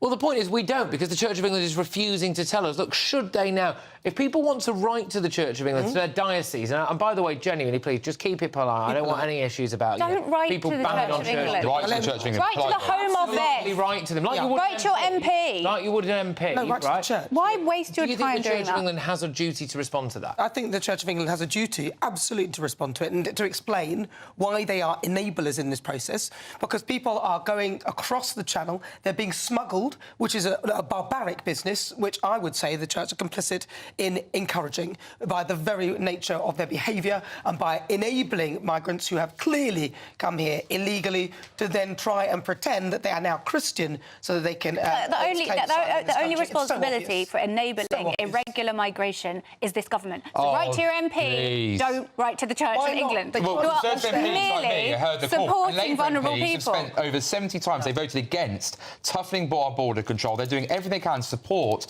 their lefty lawyer mates who are trying to take every piece of legislation through the court in order to prevent us taking those flights off to Rwanda. That is going to be a key part of the wider package to deter people from why don't they use Put a the £400 million, use it and put it into caseworkers? All right, everyone. Fiery start. Look, hey, moving on. Bit of a handbrake turn, this. Fancy the chance to win 18 in the Great Britain Give it to the Church of England. Talking of Great Britain's giveaways, well, you have to be in it to win it, and here's how you can get your entry in. We want to turn 2024 into 2020 more with your chance to win £18,000 in cash to spend however you like. You really could be the next big winner of our Great British Giveaway. Phil from West Yorkshire won our last one. I never won a penny in my life. Well, congratulations, you've won £10,000. Oh my God, wow. For another chance to win £18,000 in tax-free cash, text GBWIN to 84902. Text costs £2 plus one standard network rate message. Or post your name and number to GB02 PO Box 8690 Derby DE1 9TT. UK only. Entrance must be 18 or over. Lines close at 5 p.m. on Friday, the 23rd of February. Good luck. Wow, coming up, Gullis's favourite, lefty loudmouth Gary Lineker has been boasting. He's been, boys, you find out what he's done. He's been boasting that he helped rewrite the BBC social media guidelines that gave him, quote, more freedom to spout off online. My panel and I delved deep into that in the first half of my press pack. But first, Prince Harry jetted into London from California today to join his father amid his cancer battle. But should the Duke also take the opportunity to meet with Prince William? How long did he stay with the King? And also, as well, look, the King is obviously not well. Should he now maybe stand aside for William? What do you think about that? I speak with royal historian and author David Starkey. It's Patrick Christys tonight. We're only on GB News.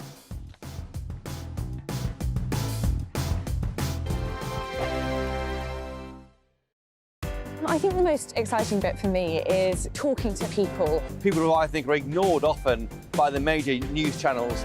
We're going to give news they want to hear. There's a voice there that needs to be heard. I think there's a chance here for a diversity of opinion to be expressed, which you don't find elsewhere. It's really exciting. We don't hold back. We're free to say how decisions that are taken here affect us all around the country. Only on GB News, the People's Channel, Britain's news channel.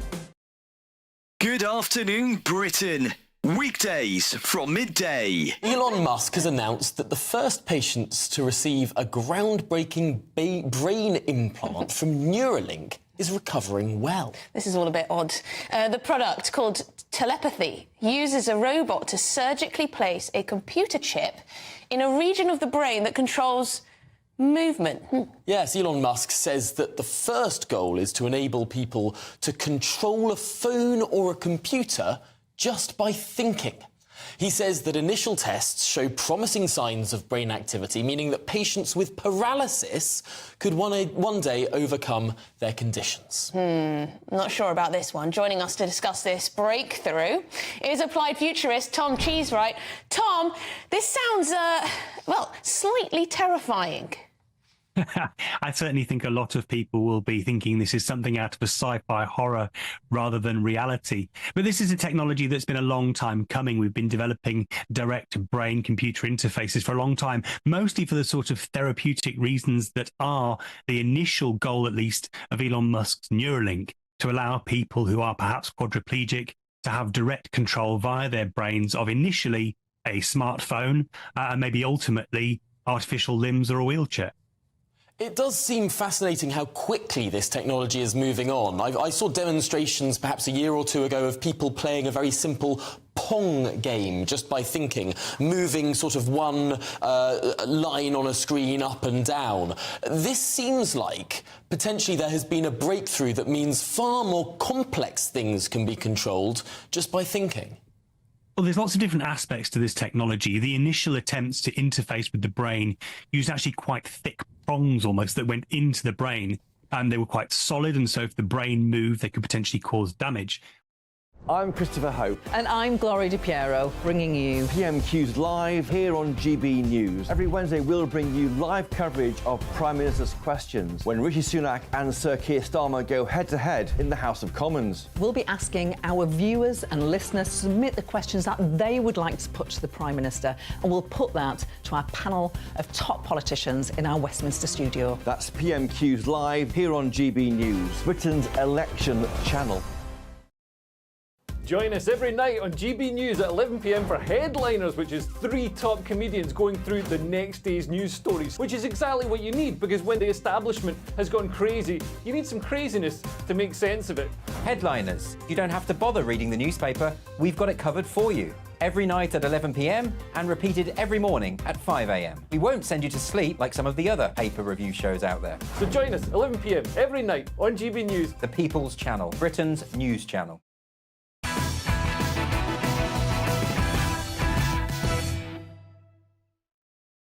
It's Patrick Christys tonight on GB News. I've got all of tomorrow's newspaper front pages in just about 7 minutes' time or so. But first, the King's cancer diagnosis is going to be discussed now with fabled historian David Starkey. But not just that, because His Majesty was said to be on good form today after last night's announcement that he was battling the disease. Footage there, you're looking at it now, is showing him leaving Buckingham Palace, heading for Clarence House, where he met with Prince Harry for around 45 minutes this afternoon. What do you make of that, by the way? 45 minutes. But crucially, GB News understands Harry did not meet with his brother Prince William after landing this morning at London Heathrow from California, despite hopes that the King's diagnosis will perhaps strengthen ties with the disjointed family. Well, the Daily Telegraph reported this afternoon that the King has already undergone his first treatment for cancer. A palace source told the paper he's on his usual good form in every way, just a little frustrated that his condition has affected not just his own plans, but impacted on others. Well, there's a heck of a lot to get through here with David Starkey, and I'm going to start by asking him, first and foremost, Harry and William didn't get the chance to meet today. Do you think they should have done? What do you read into that? I mean, who are we to lecture two brothers? I mean, one of the extraordinary things, Patrick, actually is, once upon a time, Harry and Wills were really close. It's actually rather unusual with royal brothers. If you think of the relationship, it's winner takes all. One under the rules takes everything. The other, as Harry constantly reminds us, is the spare, and in one sense, gets nothing. There's also, if you think of Harry's, and by the way, I think, let me just put my position more clearly. Harry, I think, generally has behaved disgracefully. The failure of his sheer good sense, the way he seems simply to have been sucked into this strange relationship with Meghan, is deplorable. On the other hand, it is worth thinking a little just what it's like being a younger son. And the kind of resentments, and the resentments, of course, that go back to the insecurities of the terrible events of his parents' divorce. So there are all of those things there. But it's clear something has gone utterly and fundamentally wrong in the relationship between the two brothers. None of us, there's never been really any proper explanation. There are notions it's somehow to do with what happened in conservation in Africa or whatever. Heaven's sake, this is just one of those senses of one brother. I mean, look at it. One brother, the elder brother, has decided on duty.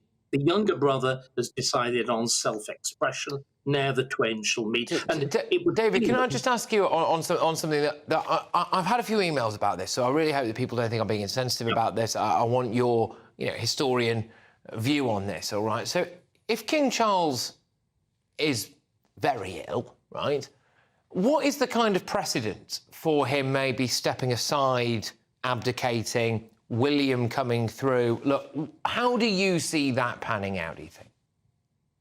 Well, first of all, I think it's at this point a little indecent to be speculating on his being in that condition. But there is, to put it very simply, there is no precedent.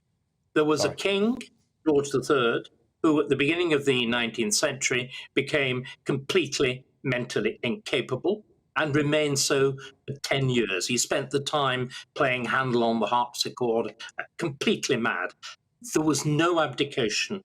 There was a regency. Can I just remind everybody what we saw last year? You and I were watching it closely, the coronation. You've seen a very different kind of royal accession in Denmark in the last few weeks. In England, the king went through, in Britain, the king went through this extraordinary act of religious dedication. Now, I felt it was much too religious. I felt it left out much of the politics, but it showed what the king feels about it. He feels it as a kind of personal dedication directly to God. His mother was just the same. Now, you don't give that up. You certainly don't give it up lightly. And I think we need to put these ideas out of our head. Until the king recognizes himself as being mentally incapable, there's no question. Even if he becomes mentally incapable, you have what's known as the councillors of state, who can simply perform, and it would be, for one imagines, a very short period of time, his formal duties of giving assent to acts of parliament, orders in council, that kind of thing. Our monarchy doesn't do abdication easily. The abdications that have happened have been because of personal crises like that of Edward VIII, not ill health. Just one final one with you, David. Apparently he's undergone his first round of cancer treatment, according to the Telegraph. We still don't know exactly what cancer this is. Do you think he should tell us?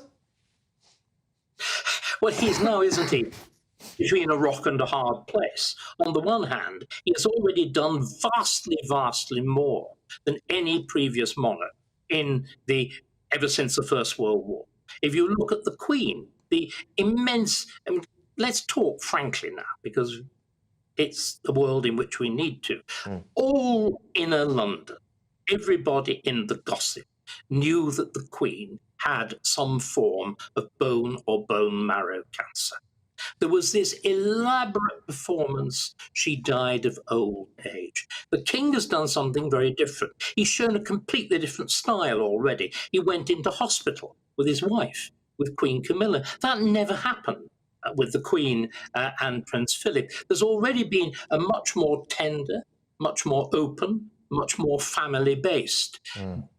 On the other hand, look at the contrast. The younger generation, the Princess of Wales, much more like abdominal surgery, whatever that is, much more like the old routine. Each monarch plays the game, the great game of being king or queen in their own way. And again, and this will fall neatly into your panel once they get their teeth into it and the bear pit resumes, what you're seeing is the king is now in this awkward position between the distance that the queen maintained, the late queen. Remember, she said she would never be a celebrity.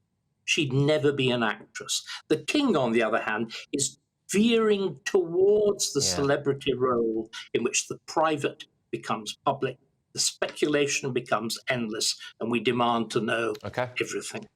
David, thank you very, very much. Historian and author David Starkey dealing with some incredibly sensitive questions there, so thank you. Look, coming up, Sadiq Khan is waging war on motorists in London, but are they now expected to ride public transport with these reprobates? Don't just leave it. You tried to run my phone. Go away, it's not a shame. Yeah, I will show you that full, terrifying clip of more machete madness on the streets of Britain. But next, I have got tomorrow's front pages for you in just a tick. And we're going to get stuck into them, of course, with my panel. Oh, and there's Gary Lineker versus Jonathan Gullis, round 674. This is Patrick Christys Tonight, and we are only on GB News. In the GB Newsroom, we bring you the news as it happens. With our team of dedicated journalists across the UK, we're ready to give you accurate reporting every day. When the news breaks, we'll be there with bulletins on GB News, the People's Channel, Britain's news channel. Lee Anderson's Real World, Fridays from 7 p.m. Dr. Jane Jones, who's the clinical lead for Care After Combat. Yep. Jane, thanks for coming. And just tell me a little bit about your organisation. What do you do? OK, well, thank you for having me here so we can talk about Care After Combat. So we are an organisation, a charity, who work into the prison system, working with military veterans who've somehow got involved with the justice system and... So there's quite a high population of ex-servicemen and women in our prisons. Why is that, do you think? So 2014, the government did a review of who was resident in UK prisons, and what they found were that military veterans are the highest occupational group, and this obviously raises some concerns. Yeah. So the government wanted to do something about that, and so they supported Care After Combat initially just as a scoping exercise, really, to see if there was any way we could help these men and women actually, you know, understand the problems that led to offending behaviour and go on to lead successful lives. So what sort of offending behaviour are we talking typically for people that's in prison that's actually served in our armed forces? Primarily, it's violence. Yeah. So that is the highest offence that we work with. Okay. But of course, the military, as with everybody else, it's the full range of offending behaviour. OK, so we're in a pub, Jane, Dr. Jane, and I guess for some people, you know, the odd tip of alcohol is good, a bit of fun of a weekend, relax, let your hair down. But for some people, alcohol is not always their best friend, and I guess that plays a part in some of your veterans that end up inside. Yeah. Absolutely. So, speaking from my own experience, a good 2/3 of the people I work with have some kind of mental health problem or mental health difficulty, struggling to either adapt into civilian life or with some of the traumas they've experienced during service. People might self-medicate with alcohol to manage some of those thoughts and feelings. Yeah.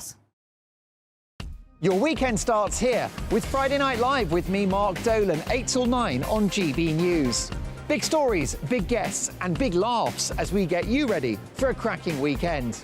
That's Friday Night Live with Mark Dolan. Fridays 8 till 9 on GB News. Bring your own drinks. The admission's free. Have a great Saturday night with me, Leo Curse, on the Saturday Night Showdown. It's a crazy world out there, so come and make fun of it with me, my panel of comedians and a couple of people who actually know what they're talking about. This Saturday Night Showdown is your front row ticket to the clown show every Saturday, only on GB News, the People's Channel, Britain's news channel.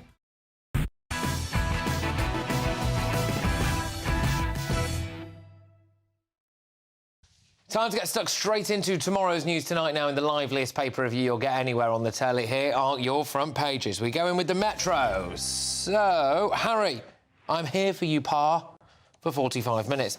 The Daily Telegraph, Harry's dash to see father, brief meeting at Clarence House. King will retire to Sandringham. They also talk about dentists getting a £20,000 golden hello to work in the NHS crisis areas. Yeah, fair enough, because dentists just go private and they're in an absolute mint. They're going to need more than 20 grand, I think, but there we go. Daily Mail. Harry spends just 45 minutes with Charles, and Duke and William have no plans to meet. Well, look, we've spoken quite a bit about that tonight, haven't we? The Guardian. NHS delays leave 600 children a week facing mental health crisis. Deaths of 31 hostages confirmed by Israel. Another picture story there of the King and Camilla in the back of their car. We go to the Eye now. UK in soft regency. Senior royals will take on bigger roles. Just talking about what now for the royal family, basically. And they also say the Post Office built second IT system behind wrongful convictions. The Post Office was behind the design of another faulty IT system. Good grief. There's also an interesting story here at the bottom. Lineker. I helped write my own BBC social media rules. Well, I am joined tonight now by my wonderful panel. We, of course, have GB News presenter and superstar Nana Acquia. We have Conservative MP for Stoke-on-Trent North, it's Jonathan Gullis, and author and broadcaster Amy Nicole-Turner. So, yes, we know that BBC loudmouth Gary Lineker just can't help himself, but the corporation's agitator-in-chief has ruffled licence fee payers more tonight with a boast that he personally rewrote the Beeb's social media guidelines. He's paid around $1.3 million a year, and, of course, he's massively had issues with them, hasn't he, with impartiality. He says, I know the guidelines really well. I was partly involved in drawing them up. Obviously, the new guidelines allow much more freedom. We're allowed opinions.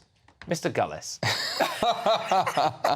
How do I feel? Yeah. Well, Patrick, at least Gary has finally come out and said that he is essentially the Director General of the BBC and that Tim Davie is just silly, some puppet with no spine and Gary's hand and arm firmly up, you know where, in order to spout whatever he needs him to spout it. I mean, Gary is the highest paid BBC star. Whether he likes it or not, therefore, he represents the BBC brand. And all he does is tarnish the brand by pushing his one-sided political views without any balance whatsoever, constantly acting in some cases by pushing the information that Hamas Health Agency themselves are putting out, rather than actually standing up for the hostages, rather than making comment about the Israelis who lost their lives, as well as the many other nationalities that lost it in October 7th attack. Look, Amy, is he just rubbing everyone's nose in it now, coming out and saying, oh, look, I helped write this bias thing, you know? I think we just all need to get a bit of perspective. He presents Match of the Day. Yeah. The BBC is massive. The BBC is not Gary Lineker, and Gary Lineker is not the BBC. But he is. Like you said, he's writing the rules. Oh, I know. He said he's writing the rules, Amy. He's literally said he's involved in writing them. Yeah, but do you think he started to believe he is the BBC? Maybe, I don't know. He's a kangaroo court. He basically is writing the rules and is able to judge himself whether or not he's broken them. I don't know how true it is that he wrote the impartiality. Well, he's saying it. Well, no, he is saying it, but I need. He had a hand in. Yeah, he had a hand in writing them. I think yeah, but I don't particularly agree with it myself. We've got a hand in paying for it, so I don't want him writing them, and we should be able to speak about that. But ultimately, he's just some bloke who presents the football who likes a few tweets. Well, that's right, yeah. So let's get a bit of perspective. He doesn't like a few tweets. He pushes propaganda that Hamas themselves have been putting out there in terms of numbers of alleged amount of people who have died, obviously, those numbers Israel. Are always, well, not always, are regularly confirmed eventually by the Israelis. No.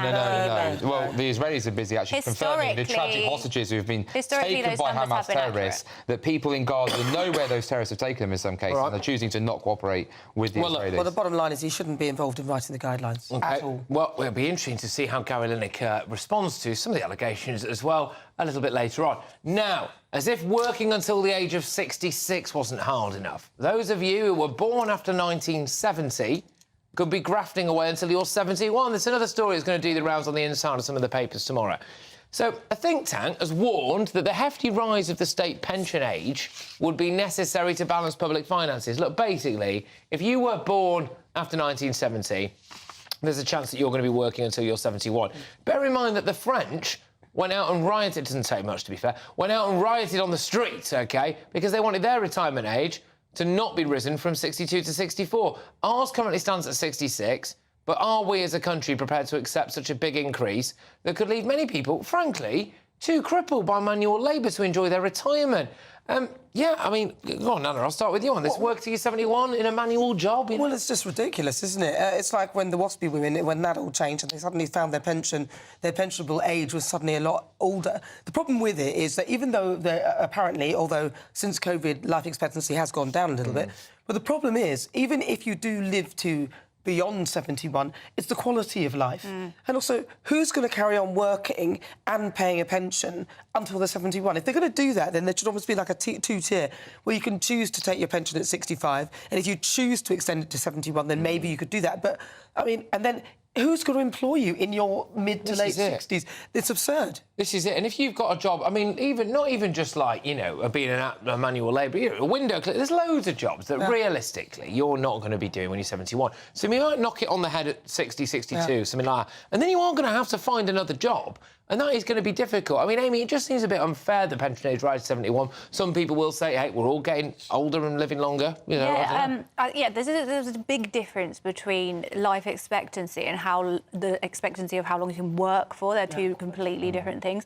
But one of the reasons that this is happening is because we've got a falling birth rate. So we need more people born, or we need more people here paying in. So I'd say this is an argument for more immigration. Because people need to come here, or have more children, and have kids. Yeah, but we can't keep up. We can't keep up. We don't have enough taxpayers. We're paying for a lot of people who've come here. So a lot of people are languishing in sort of centres and so on and so forth. We're paying £8 million a day. Why is it always more migration? But those people want to work. Is immigration maybe, I don't know, maybe one of the reasons why we are now having to pay? Our tax burden is so high, Jonathan. Well, look, I've actually brought a bill last year which passed through the House of Commons with support across the House, to be fair, which is actually lowering the auto-enrolment age to 18 and getting rid of the lower earnings threshold. So from the first pound that you earn, you start paying into the pension scheme, and I'm hoping we'll actually hear that being implemented in the budget coming up. Because ultimately, to agree with everyone here on the sofa, what we do need to do is not actually look at what increasing the age. What we need to have more people paying into their pension earlier on, so they have their own independent financial security, which can in some cases then be topped up by the government,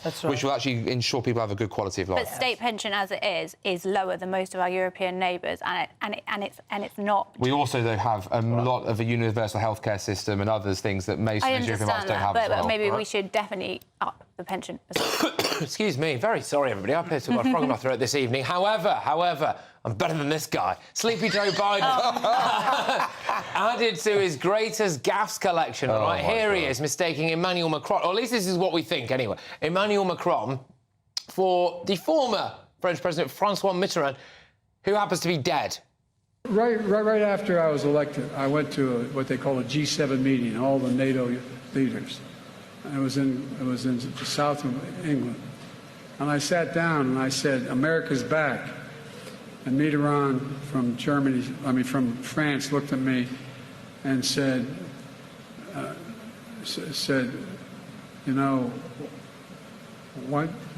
how long are you back for? And Muhammad Ali was there in the corner as well, and it was a great evening. There were just a load of goblins over there. It was wild. You've never seen anything like it. It was fantastic. Elvis popped up at one point. Look, it is worth noting that Mitterrand has been dead since 1996. I mean, this is the leader of the free world, for goodness sake.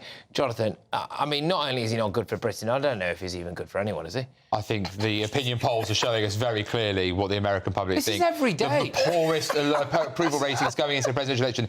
He is embarrassing America on the world stage. He is certainly no friend of this nation either.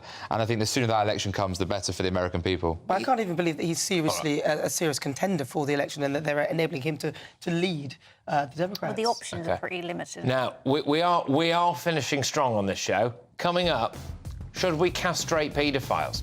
Stay tuned, as I will be deep diving into that in my press pack. This is Patrick Christys Tonight. We're only on GB News.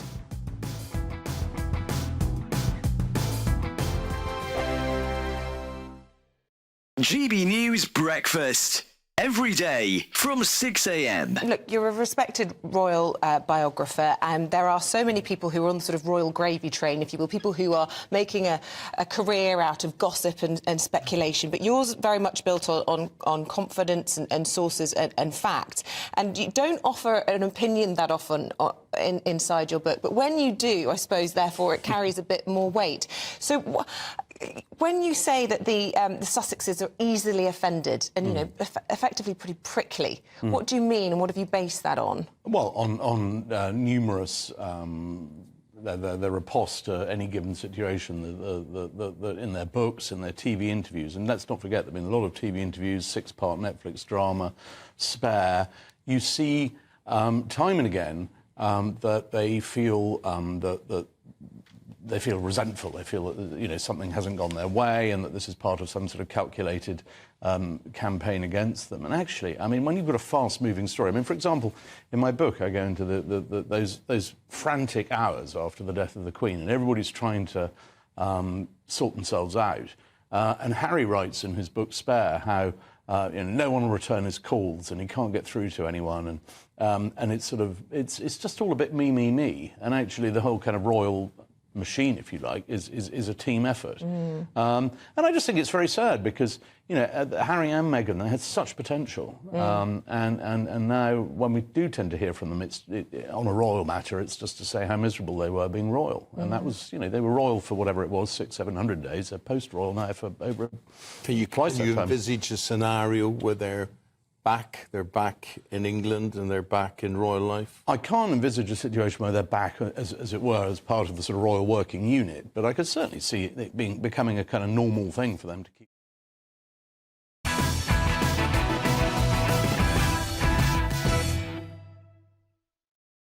I've got some more front pages for you now. They've just been delivered. Here we go.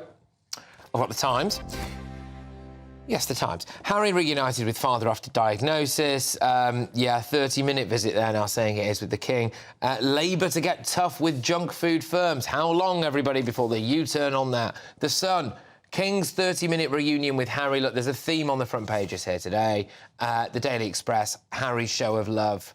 Cheers, King. OK, smiling Charles, seen for the first time since cancer diagnosis. So there we go. So those are your front pages. I'm joined again by my press pack. We've got GB News presenter Nana Acquia.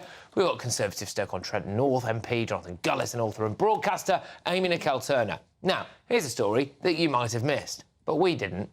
They already chemically castrate the worst sex offenders, but following complaints that the policy doesn't go far enough, Kazakhstan will now surgically remove the genitals of paedophiles under a new draft law. Nana, is this the type of punishment that you think we should be having here in the UK? Listen, I'm with that 100%, because the problem with castration, the problem with it is that a lot of the time it doesn't work, which is what you see here. So I absolutely... and they said, actually, for the worst offenders, that they would then castrate them, but properly, surgically, which will stop these people from doing it again, and I'm quite comfortable with that. Initially, I had said, and I got in a lot of trouble for saying that paedophiles should be executed, which I would still say if there was a death penalty, but there isn't. I would say chemical castration first. If that doesn't work, then the removal of genitals would be perfectly fine, as far as I'm concerned. Amy? Well, Do you think it's too extreme?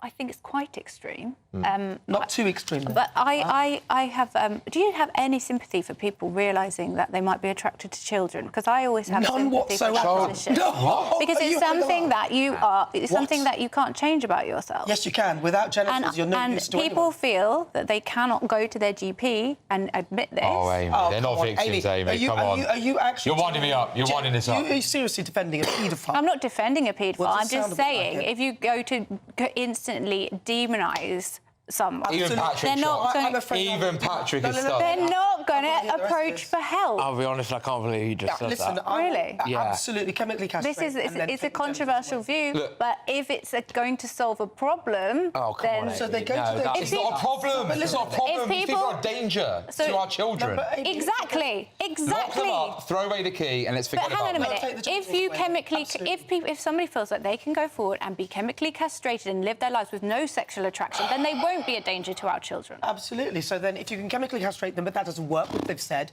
then they say that they're going to remove the genitals. I have no problem with that at all, because I think crimes against children in this manner are the most heinous, and these people don't appear to be able to... You can't sort of rehabilitate these people. Prison cell, locked door, throwaway key. The thing is, there is so much research into this, and it is possible to rehabilitate. You can't rehabilitate. You can't rehabilitate. The thing is, the fact that... rehabilitate paedophiles. No. It's the fact that you make that face They're a danger. shows that I'll be honest with you, Amy, I am incredibly shocked that you said that to me. But yes. Think about it. No. Right, OK. All right, OK, right. Now, look, moving on.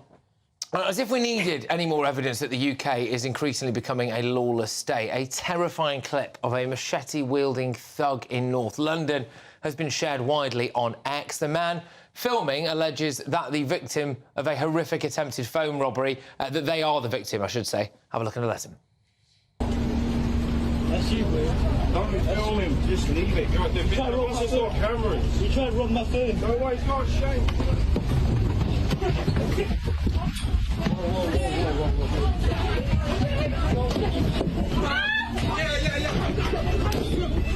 Chill, fam. Well, look, there we go. OK, so it's time now to reveal today's Greatest Britain and Union Jackass. Nana, your greatest Britain, please. Well, my greatest Britain is Ian Lavender. He's the actor that played Private Pike in Dad's Army. He died at age 77, but look at him. He was a star, wasn't he? The last surviving member, now no longer with us. Oh, bless him. A life well lived. Go on, Jonathan, your greatest Britain. His Majesty the King, very brave in coming forward to share that cancer diagnosis, and of course we all wish him a speedy recovery. God save the King. God save the King. All right, OK, we're off to a flyer. Amy, who's your greatest Britain? It's the mother of Brianna Guy, Esther Guy, for her remarkable interview with the BBC, where she said she would be willing to meet her daughter's killer's mother, and they could talk about what happened. And I thought that was a remarkable bit of compassion there. No, I agree. It's a really, really tough one tonight, actually, because there are three incredibly worthy winners. I am going to go for the King. OK, so the King is today's greatest Britain, with absolute respect, of course, and definitely people thinking that, you know, this is the right thing for him to do, to come out and actually say that he has got cancer. I do think as well, in part, bearing in mind that he is undergoing some form of treatment for this, it would have probably become impossible to hide at some stage, OK? But we all wish him the very, very best. Let's go to Union Jackass, Nana. Well, it's got to be the Church of England for converting people to Christianity on things like the Bibby Stockholm. I mean, how ridiculous do they need to be? They're complicit in it, in my view, and it's absurd. Yeah, I look, we've gone to the Church of England for comment loads of times on this. Just get back to us. Just get back to us. Clear it up. You cannot wash your hands of this. Jonathan, your Union Jackass. Sir Keir Starmer, who wants to push his sustainable net zero nonsense into football, the tofu-eating, quinoa scoffing, chai latte slurping, vegetarian, that is, Sir Keir Starmer, wants to take away the meat pies from match days. I say, bog off. Right, OK, good. I think we said bog, which we'll just about get away with. We're after the watershed. Good stuff. OK, now, Amy, who is your Union Jackass? I've gone for the noughties pop star, Holly Valance, because I would just lead into this clip by saying, Holly, what was it about marrying a billionaire that made you vote Tory? Oh, Holly, come on. OK, so look, we've got a clip. It's a GB News exclusive clip of Holly Valance earlier on at the PopCon event earlier. So go on, take it away, Holly. Everyone starts off as a lefty and then wakes up at some point after you start either making money, working, trying to run a business, trying to buy a home, and then realise what crap ideas they all are, and then you go to the right. Well done, Holly. Well done, Holly. Yeah. So that clip has got, I mean, look, last time I checked, it was on 250,000 views. I should have to think what it's on now. A lot of people have been like, where has Holly Valance been? She's been garnering quite sound views. More. So today's Union Jackass, why is it all start? Oh, we're not doing one. We're doing another honorary Greatest Britain, and it is Holly Valance. Hey! Yes, there we go. Come on, you've got to admit she's right, Amy. When people start growing up a bit and trying to pay for things, they realise that left-wing ideas. She hasn't had to think about paying for anything since she married Why don't bemoan who she marries? She hasn't worked since 2013. Yeah, if I said that, I'd be called a misogynist. So let's be careful about what we say about Holly Valance today. She doesn't have to work anyway. What's your point? I'm getting an update. That clip has had 1 million views on media. Holly Valance. Holly Valance. Oh, this is a plea to Holly Valance to come here and do a GB News show. Please, please do. Look, can I just say a massive thank you to my wonderful panel tonight. We've covered a heck of a lot of stuff, some of it more controversial than others, it must be said. Thank you, thank you, thank you. And thank you to everybody as well who's been watching and listening. Look, I would just urge you, just go back, have a little look on YouTube as well, please. A couple of the big exclusives tonight. One of them, that devastating document about the Church of England in relation to illegal migration. And, of course, the other one as well, in relation to the Muslim vote. It's a new movement now. I think it is going to be taking politics by storm, not just at the next election, but in years to come. Up next, of course, it is headliners now for their own insightful take on the news of tomorrow. I'll see you tomorrow at 9 p.m. Until then, keep fighting the good fight.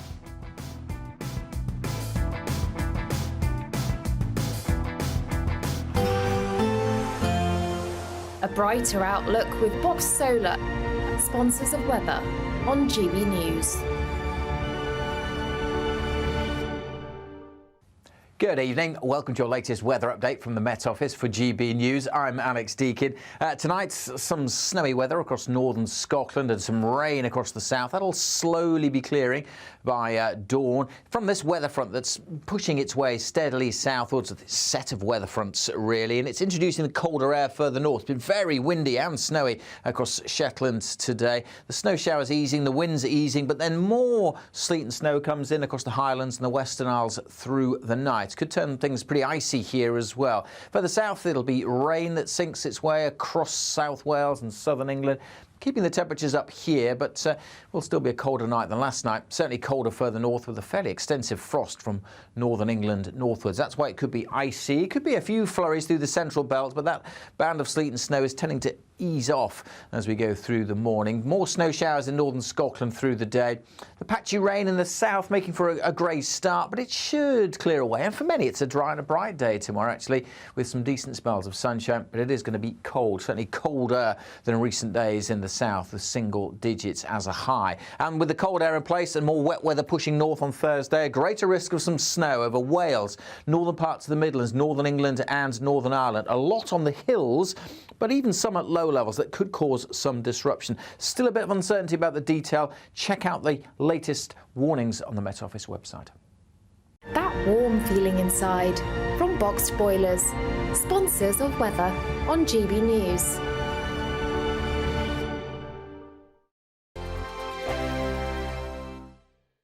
Wake up to the headlines with Headliners every morning at 5 a.m. We treat you to the day's biggest stories before anyone else, 7 days a week. You can catch up on everything you need to know before you've even had your kippers. Headliners every morning at 5 a.m. only on GB News, the People's Channel, Britain's news channel.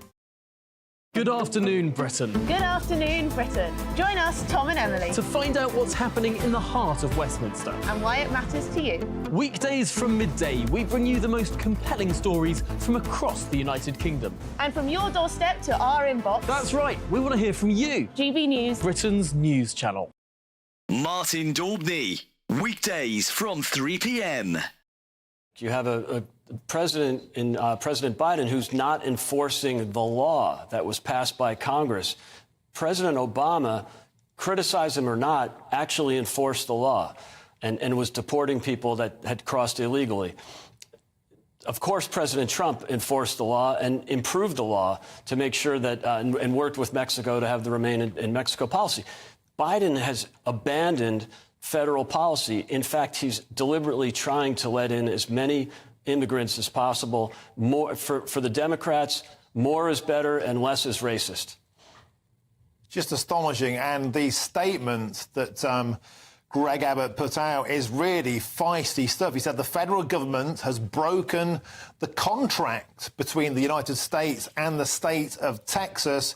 And the eye numbers, Greg, are simply eye-watering. 6 million illegal immigrants have crossed our southern border in just 3 years, Governor Abbott says. That's more than the population of 33 states in the United States. Astonishing numbers. And Martin, that's just Texas. If you add Arizona and other border states, you know, it's pushing 10 million. By the end of Biden's term, it'll be 11 million. A study by Yale University